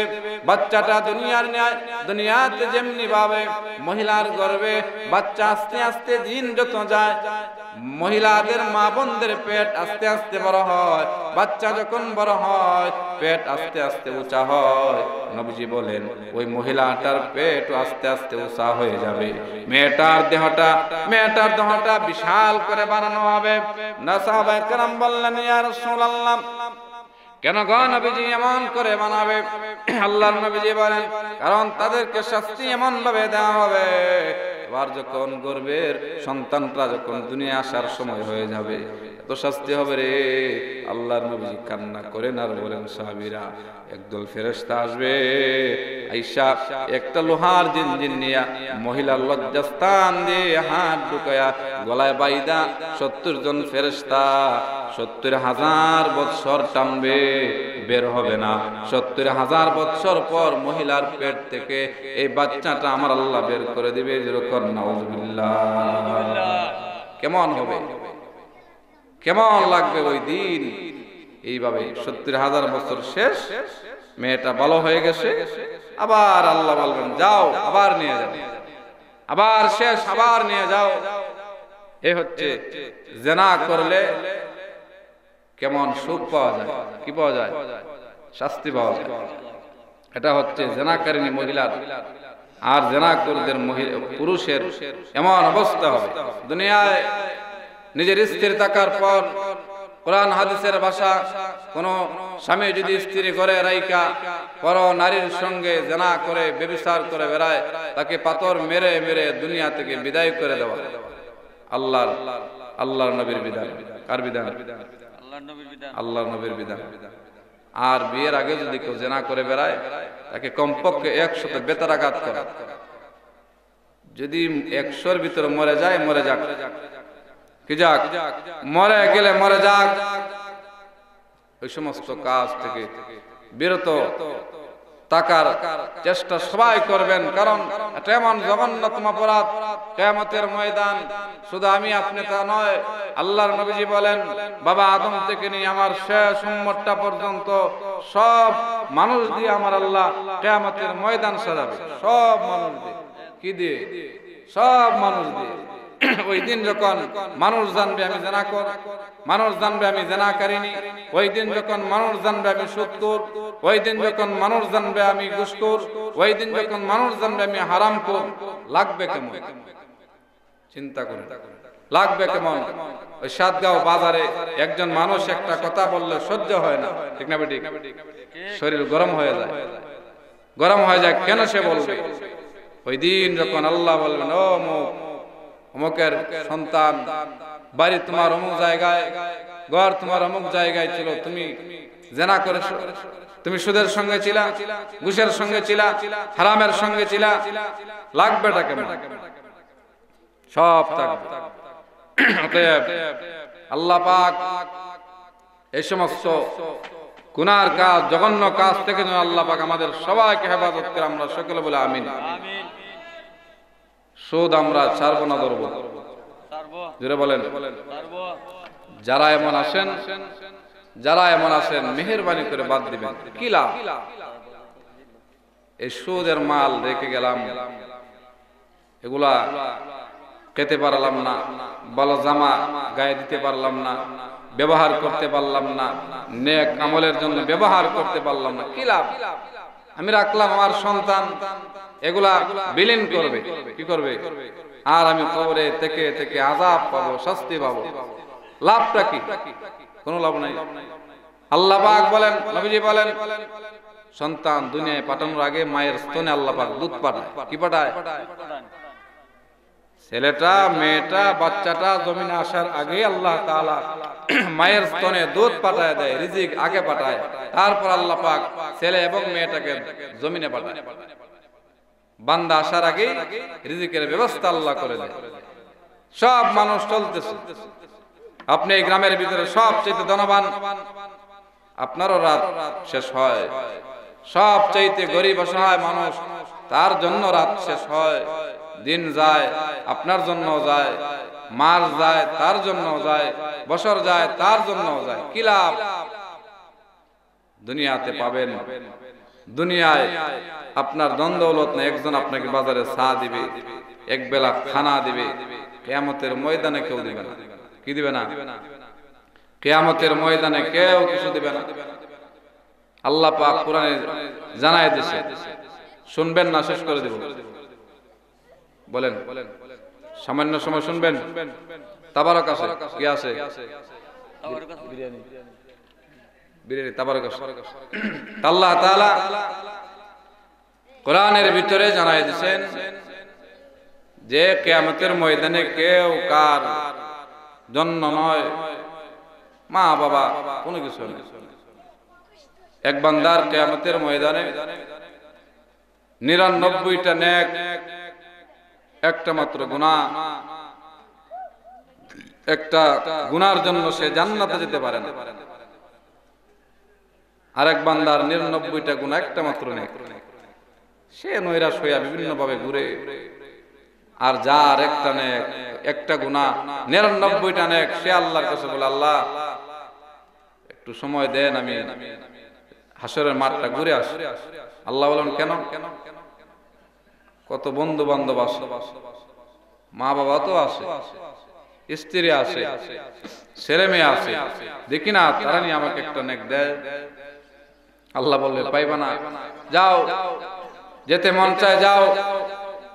আল্লাহ বলেন, ওই দিন বান্দাটা দৌড়াবে। আর আল্লাহ বলেন, সবার আগে বান্দা তার ভাইয়ের কাছে যাবে।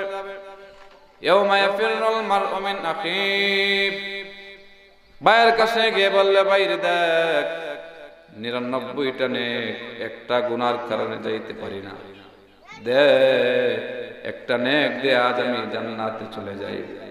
দুনিয়ায় তোর জন্য কি না করলাম, দুনিয়ায় তোর জন্য ধন দৌলত বিলীন করলাম, তোকে কিছু বললে আমি সবার আগে গিয়ে দাঁড়াইতাম, দে আজ একটা নেক দে, একটা নেকের জন্য আজ আমি জান্নাত পাই না। এবার বলবে, কে তুমি গো? দুনিয়ায় আমার কোনো ভাই ছিল না। কি বলবে? দুনিয়ায় কোনো ভাই নাই, আমার কোনো ভাই ছিল না, আমার কোনো বংশ ছিল না, দুনিয়ায় আমার কেউ ছিল না।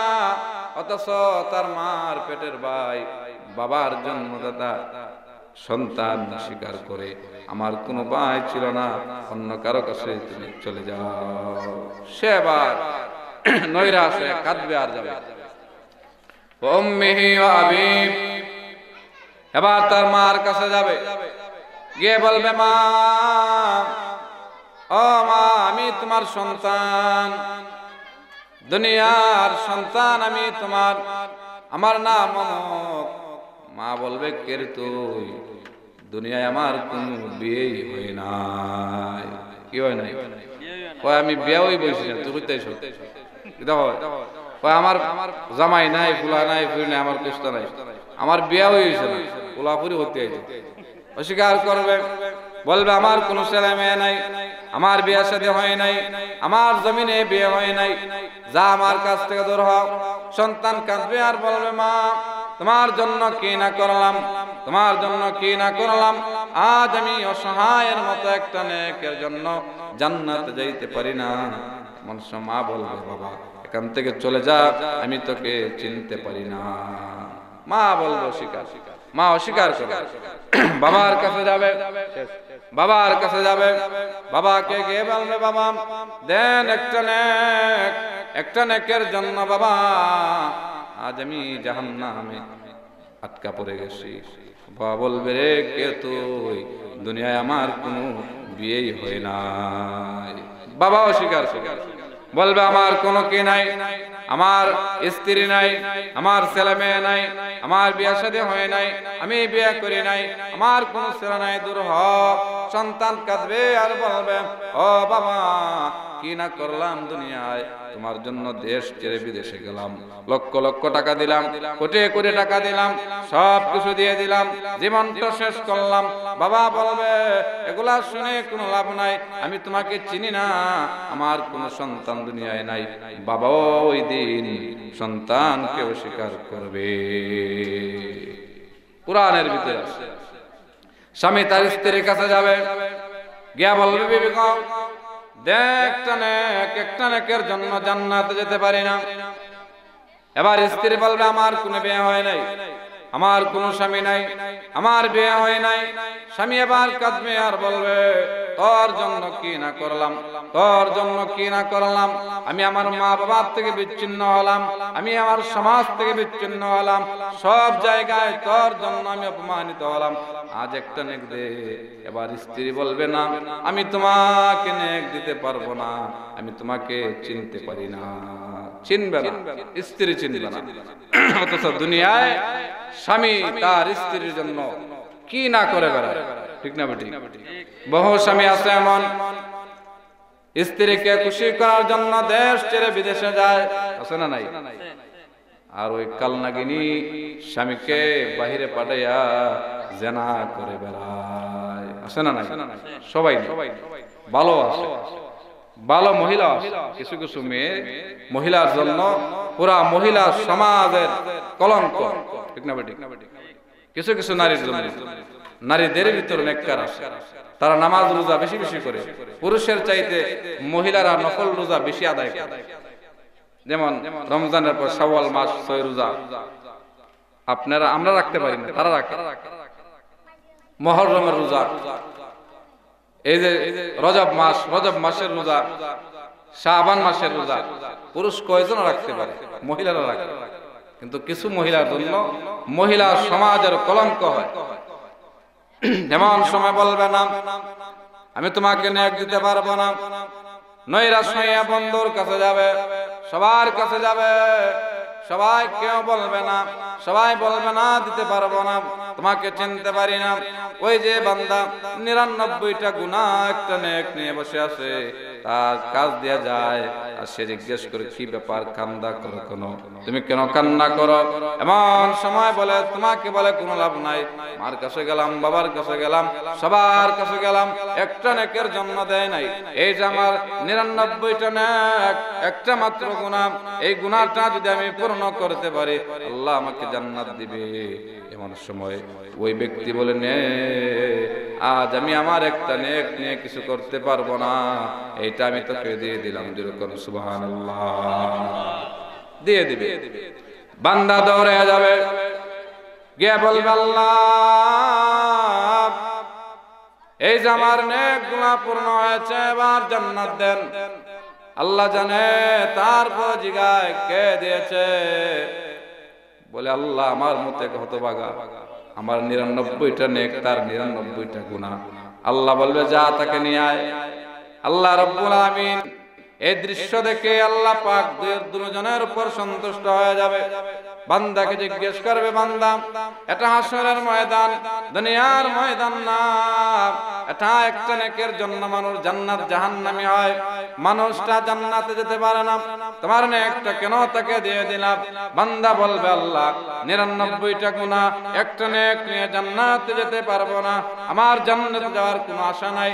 আমার সাথী ভাই 99টা নেক, একটা মাত্র গুনাহ, একটা পাইলে জান্নাতের আশা আছে। আল্লাহ আমি যেহেতু যাইতে পারবো না, দয়া করে মায়া করে আমি আমার সাথী ভাইকে দিয়ে দিলাম। আল্লাহ আমার সাথী ভাইকে জান্নাত দিয়ে দাও। আমার আল্লাহ বললে, বান্দা তোর মনে আমার ওই বান্দার জন্য যে মায়ার দয়া দেখেছো, আমি আল্লাহ সন্তুষ্ট হয়েছি, যা তার সঙ্গে আমি আল্লাহ তোকেও মাফ করে দিলাম। যেরকম সুবহানাল্লাহ।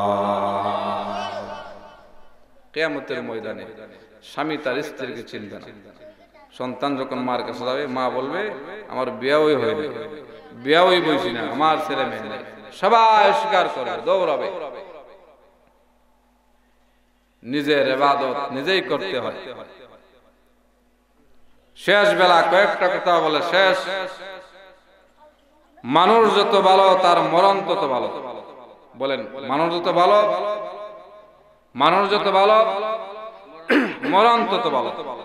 মানুষ যদি ভালো হয় মরণ ভালো হয়, মানুষ যদি ভালো হয় কবর ভালো হয়, মানুষ যদি ভালো হয় দুনিয়া, মরণ, কবর, হাসর, মিজান, ফুলসিরাত সব জায়গা ভালো হয়। মানুষ ভালো হতে হবে। মানুষ হলে চলবে না, ভালো মানুষ হতে হবে। ভালো মানুষের বড় অভাব দুনিয়ায়, মানুষের অভাব নাই, ভালো মানুষের অভাব। সব আমরা জনসংখ্যা, মানুষ কেউ না, মানুষের অভাব জনসংখ্যার অভাব নাই, মানুষ হতে হবে। মানুষ যদি ভালো হয় তার রমজানে মরণ হয়, কি হয়? মানুষ যদি ভালো হয় ইতিকাফে বসছে সে মারা যায়। মানুষ যদি ভালো হয় আল্লাহর ঘর মসজিদে মারা যায়। মানুষ যদি ভালো হয় আল্লাহর কোরআন তেলাওয়াত করতে করতে মারা যায়। মানুষ যদি ভালো হয় আল্লাহর ঘর বাইতুল্লাহ নবীর রওজা মদিনায় গিয়ে মরণ হয়, ঠিক না বেটি? এমন মানুষ আছে মক্কা মদিনা মারা যায়, সে মানুষ ছিল ভালো, মানুষ ভালো, মরণ ভালো। আল্লাহ পাক আজকের এই মাহফিলকে যেন কবুল করে আমরা সকলে বলে আমিন। অনেক মহিলা পুরুষ রাগ করছেন, ঠিক না বেটি? রাগ করার কথা, কারণ এগুলা অনেকে শোনায় না, কারণ আপনারা শুনতে চান না, এজন্য শোনায় না। শোনাইতে পারে কিন্তু শুনেন না বিদায় শোনায় না।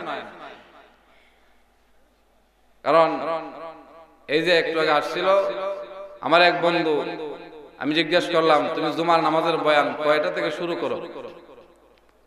সে বলছে আমার কোনো বয়ান নাই। আমি বললাম তোমার মসজিদ বড় মসজিদ, বয়ান নাই কেন?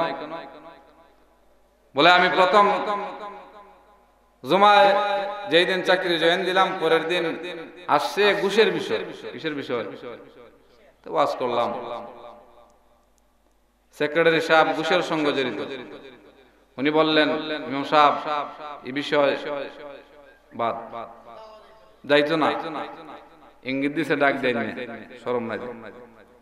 পরের সপ্তাহে এসে ঘুষের ওয়াজ, সুদের ওয়াজ, সভাপতি আছে এই দল। জিগায় হুজুর এটা না করলে বালা, অনেকে আসে বিভিন্ন ভাবে, অথচ নিজে এইভাবে 4-5টা জুমায়, আবার পরের জুমায় পর্দার ওয়াজ চলে আসছে। বেটা কিতা করতো, যে বিষয় এই বিষয় ওয়াজ করতো, বেটেন তো বেটা না করতো, নাহলে বিদায় দিন, বাধা পড়ছে। ইমাম সাহেব হয় কয়েক জুমা পরে হয় আমরা ওয়াজ না করলেই বালা, টাইম মতে আসবেন, নামাজ পড়বেন, আজান দিবেন, খুতবা পড়াবো, চলে যাবে, ওয়াজের দরকার নাই, চলতেছে এইভাবে। তো ইমাম সাহেবরা মুসিবত আছে, আছে না নাই? যেমন একবারে ওয়াজ করছে বেনামাজির বিরুদ্ধে, আর বিরুদ্ধে বেনামাজি মানুষ আছে না নাই? মানুষ বেনামাজি রাগ হইয়া তারা দাঁড়াই রয়েছে যে হুজুর লাম্বার ধর্ম, কিতা হয় লাম লই ধরিলিম, আর কোনো ওয়াজ নাই নিমে। কত ওয়াজ আছে, জান্নাত আছে, জাহান্নাম আছে, হাসর আছে, কবর আছে। ইমাম সাহেব বড় চালাক, যাওয়া মাত্রই ধরছে, আমি তো বা তোমরা কইছি হয়তো আমরা নামাজ পড়ি না, আমরা না, তোমরা নামাজ পড়ো না, তোমরা একটু জুম্মা নামাজ পড়ো না, জুম্মা নামাজও যাই, তাইলে তো তোমরা জুম্মার নামাজি, কেন নামাজি? তোমরা শেষে নামাজি লাগাইলে আছে, তোমরা নামা বাচ্চা গেছি, বাচ্চা নেই, নামাজি লাগাইলে আছে। এই ঘরে কে দেখে আর একদম খারাপ, আমরা জুম্মা তো যাইনি, আছে না নাই? 5 ওয়াক্ত নাই, জুম্মা তো নাই। হুজুর জিয়া তোমরা ঈদের নামাজে যাও না? বেড়াই ও ঈদের নামাজে যাই, হইতে তোমরা ঈদের নামাজি, কেন নামাজি? নামাজি শেষে আছে তোমরা, তোমরাও নামাজি, বাচ্চি নেই। আগদল আমরা ঈদও যাই না, শেষ নেই। অনুজুরে কিতা করতে হুজুর বেড়াইতে তোমরা জানাজা নামাজে যাও নি? হুজুর ঈদের যাই, জানাজা হয়তো তোমরা জানাজার নামাজি, কেন নামাজি? জানাজার নামাজি, তোমরা শেষে নামাজি লাগাইলে জানাজার নামাজ না গিয়া উপায় নাই। বেড়া শ্বশুর মারা গেছে, না গিয়ে পারবো নি, বউ গেলি যেমন লাগবে, ফারুক না ফারুক। জানাজার নামাজ নিয়ম হইল হাত থাকবে বাধা, হে হাত তুললে ফালাক নামাজও দাঁড়ান লাগবে, ঠিক না বেটি? জানাজা নামাজও যেতেই হয়। যেমন অনেকের গ্রামের দাদা মারা যায়, সমবয়সী বন্ধু মারা যায়, যেতে হয়। নামাজ পড়ুক বা না পড়ুক, পারক বা না পড়ুক, তার বন্ধু যাইতে হবে।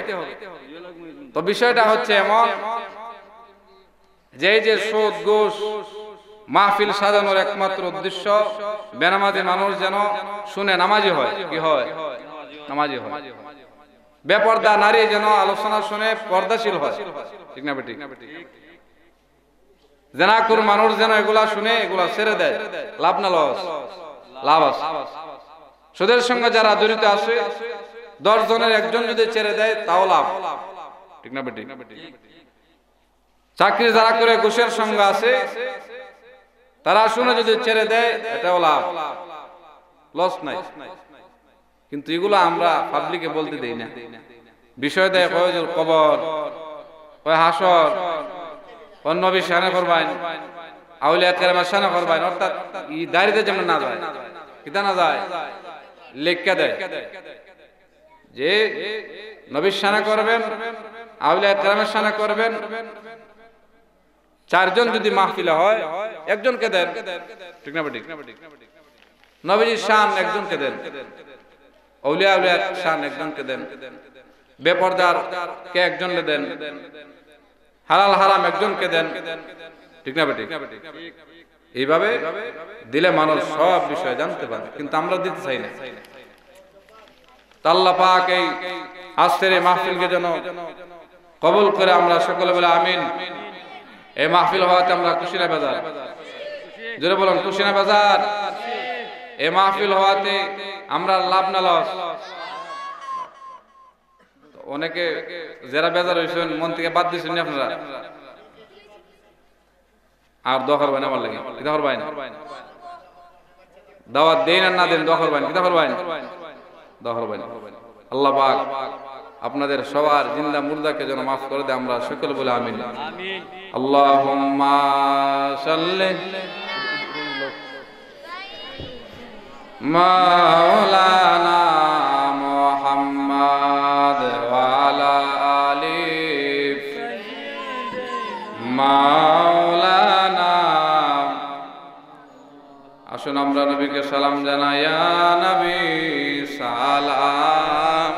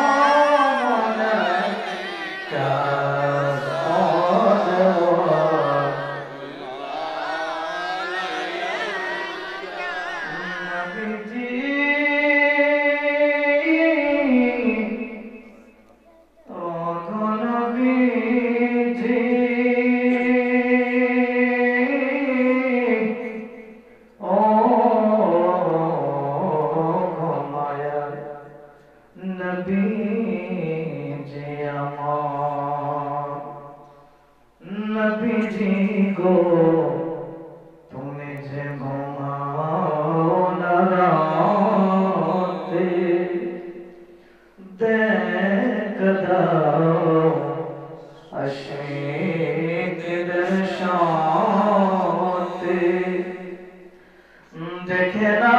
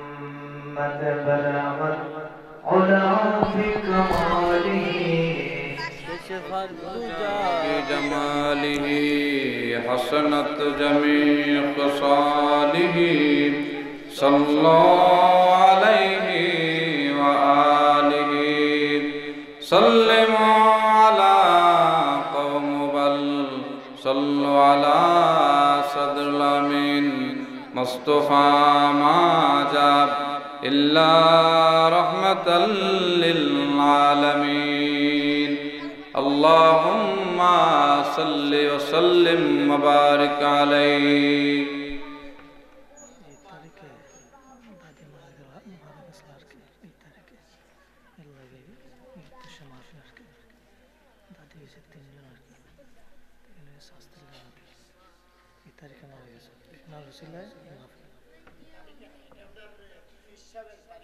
জি জি তাবারা কোন সময় দিবেন তাবারা কেউ জামালা করবেন জামালা করবেন অনেক জায়গা কালকে গত মাহফিলে জামালা এসে দাও ওই তো নেই আল্লাহ পাক এই গ্রামের জিন্দা মুর্দা সহ বিদেশে যারা আসে আল্লাহ পাক তাদেরকেও যেন সহি সালামত রাখে, ঠিক না বেটি? সবার উপরে যেন আল্লাহ পাক রহমত বরকত নাজিল করে। আমরা সকলে বলে আমিন।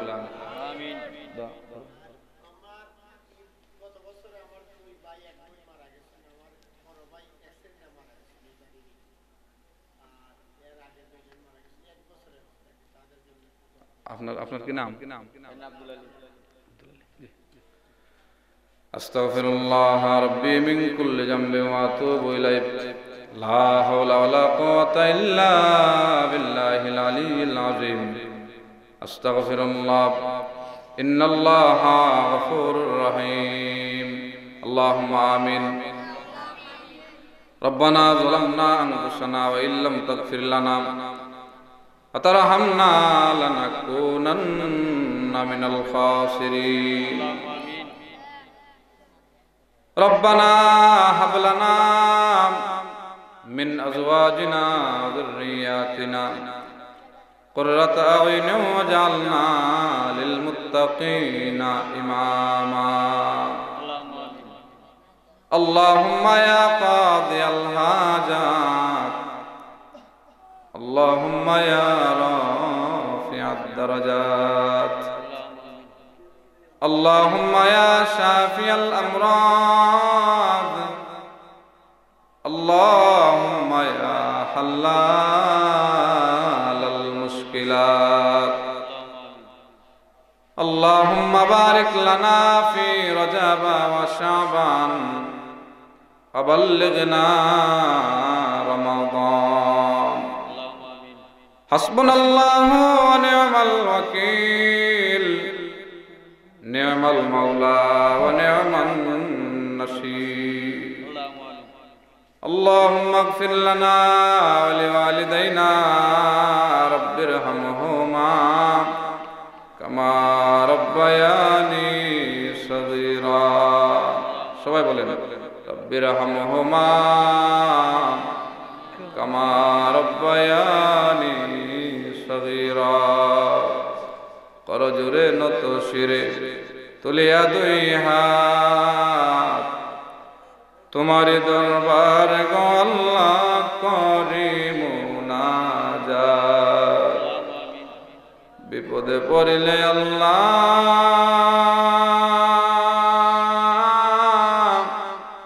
উদ্ধার করে দিয়া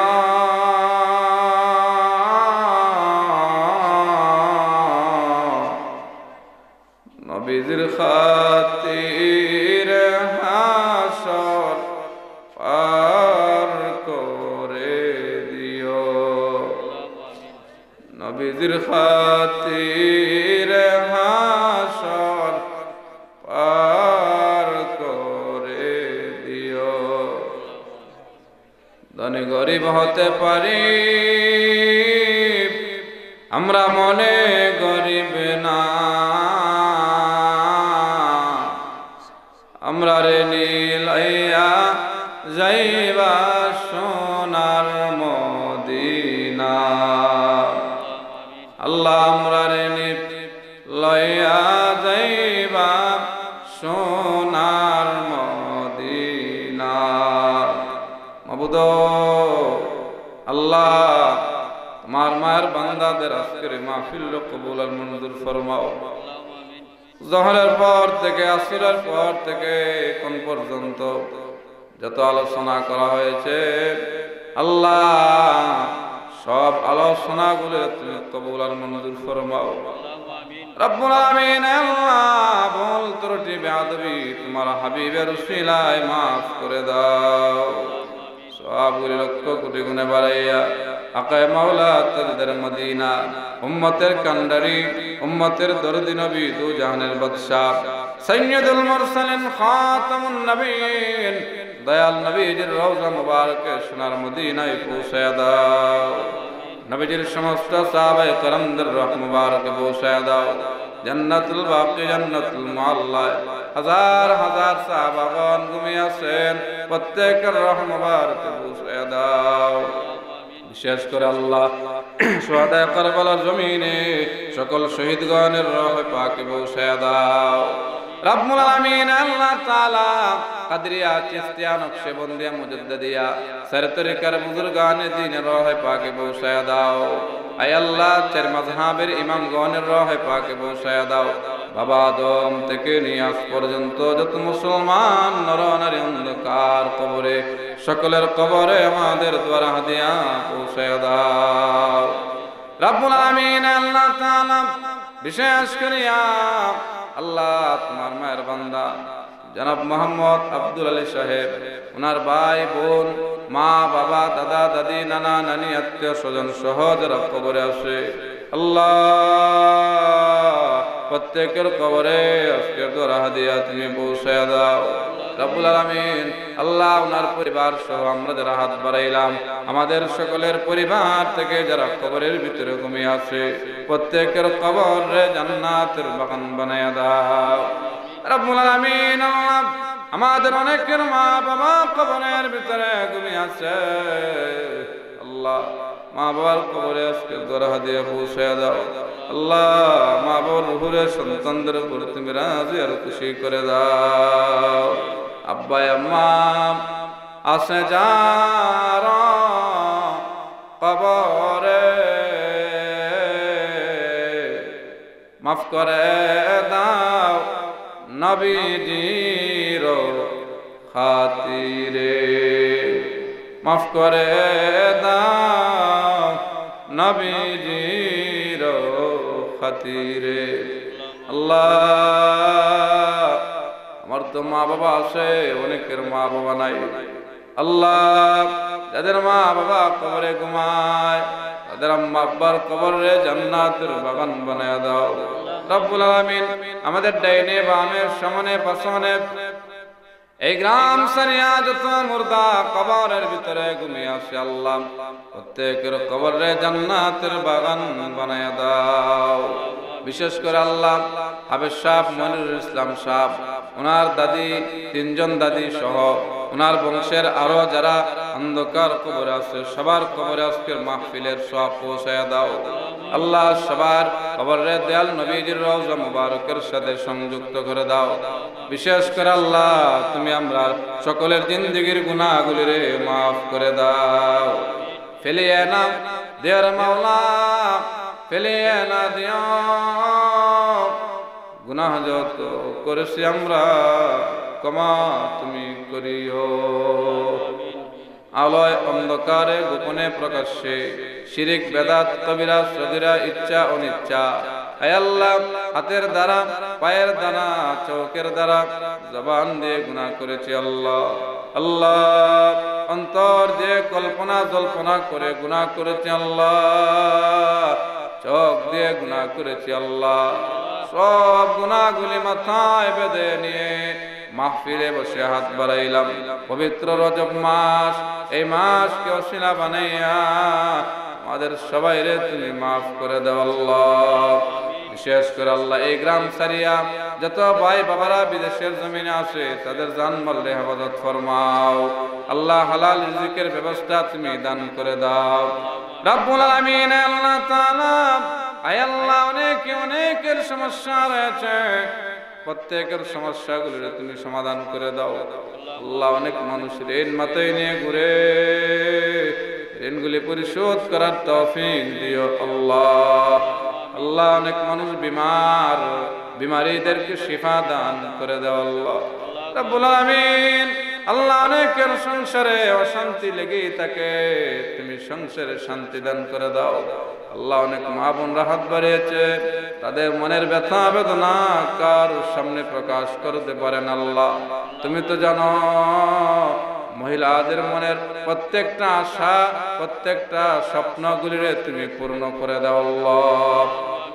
বিশেষ করে যে বাড়িতে বসে আমরা হাত বাড়াইলাম, এই বাড়ির জিন্দা মুর্দারে তুমি মাফ করে দাও আল্লাহ। আব্দুল আলী সাহেব সহ আল্লাহ যারা এই মাহফিলের আয়োজন করেছেন, প্রত্যেকের জীবনের গুনাহ খাতিরে মাফ করে দাও। এই মাহফিল কিয়ামত পর্যন্ত কায়েম আর দায়েম থাকার তৌফিক দিও আল্লাহ। আমাদেরকে মানুষ শয়তান, জিন শয়তান, মানুষ দুশমন, জিন দুশমন হইতে আমরা হেফাজত ফরমাইও আল্লাহ। তোমার দরবারে শেষ ফরিয়াদ, আয় আল্লাহ আমরা কে কোন আশা নিয়ে তোমার দরবারে হাত বাড়িয়েছি, সব কিছুই তোমার জানা। মেহেরবানি করে বলা না বলা সকল কিছু তুমি কবুল আর মঞ্জুর ফরমাও। তোমার ঘর, তোমার নবীর বাড়ি জিয়ারত করার তৌফিক দিও আল্লাহ। ধন দৌলতের কারণে যদি নসিব না হয়, ঘুমের ঘরে তোমার হাবিবের দিদার দিও আল্লাহ রাব্বুল আলামিন। আল্লাহ কত মানুষকে নিজের হাতে কবরে রাখছি, তারা আজ কবরের ভিতরে বসবাস করে আল্লাহ মায়া করেছে, মহব্বত করেছে আল্লাহ। ওই সমস্ত মায়ার মহব্বতের মানুষগুলির কবরে জান্নাতের বাগান বানায়া দাও।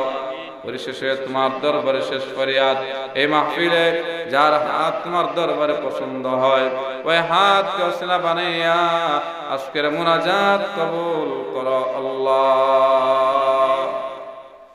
আল্লাহ মরার আগে আমরা খাঁটি মুমিন ইমানদার হিসেবে কবুল করিয়া নাও। কবরের সামান জোগাড় করার তৌফিক দান করো আল্লাহ। হে আল্লাহ, আমার ডাইনি বামের সামনে বসেন অসংখ্য মুরব্বী বাবারা আছেন আল্লাহ, তাদের হায়াতের ভিতরে বরকত দান করে দাও। জান মাল তুমি হেফাজত ফরমাও আল্লাহ রাব্বুল আলামিন। আল্লাহ জানি না গো কোন দিন জানি দুনিয়ার হায়াত শেষ হয়ে যায়, আজরাইল ফেরেশতা আমরার সামনে চলে আসে। নবীজি বলেন মরণে মানুষ অসহায় হয়ে যায়। স্বামী বসে থাকবে, স্ত্রীকে আজরাইল নিয়ে যায়। মার কোল থেকে সন্তানকে নিয়ে যায়, মা কোন সাহায্য সহযোগিতা করতে পারেন আল্লাহ। আল্লাহ ওই মরণ সামনে গো, মরণ আমাদের জন্য সহজ করে দিও আল্লাহ। রমজানে মরণ দিও, কোরআনের তেলাওয়াতের মাধ্যমে মরণ দিও, নামাজের মাধ্যমে মরণ দিও, আমরা রে শহীদি মরণ দিও আল্লাহ।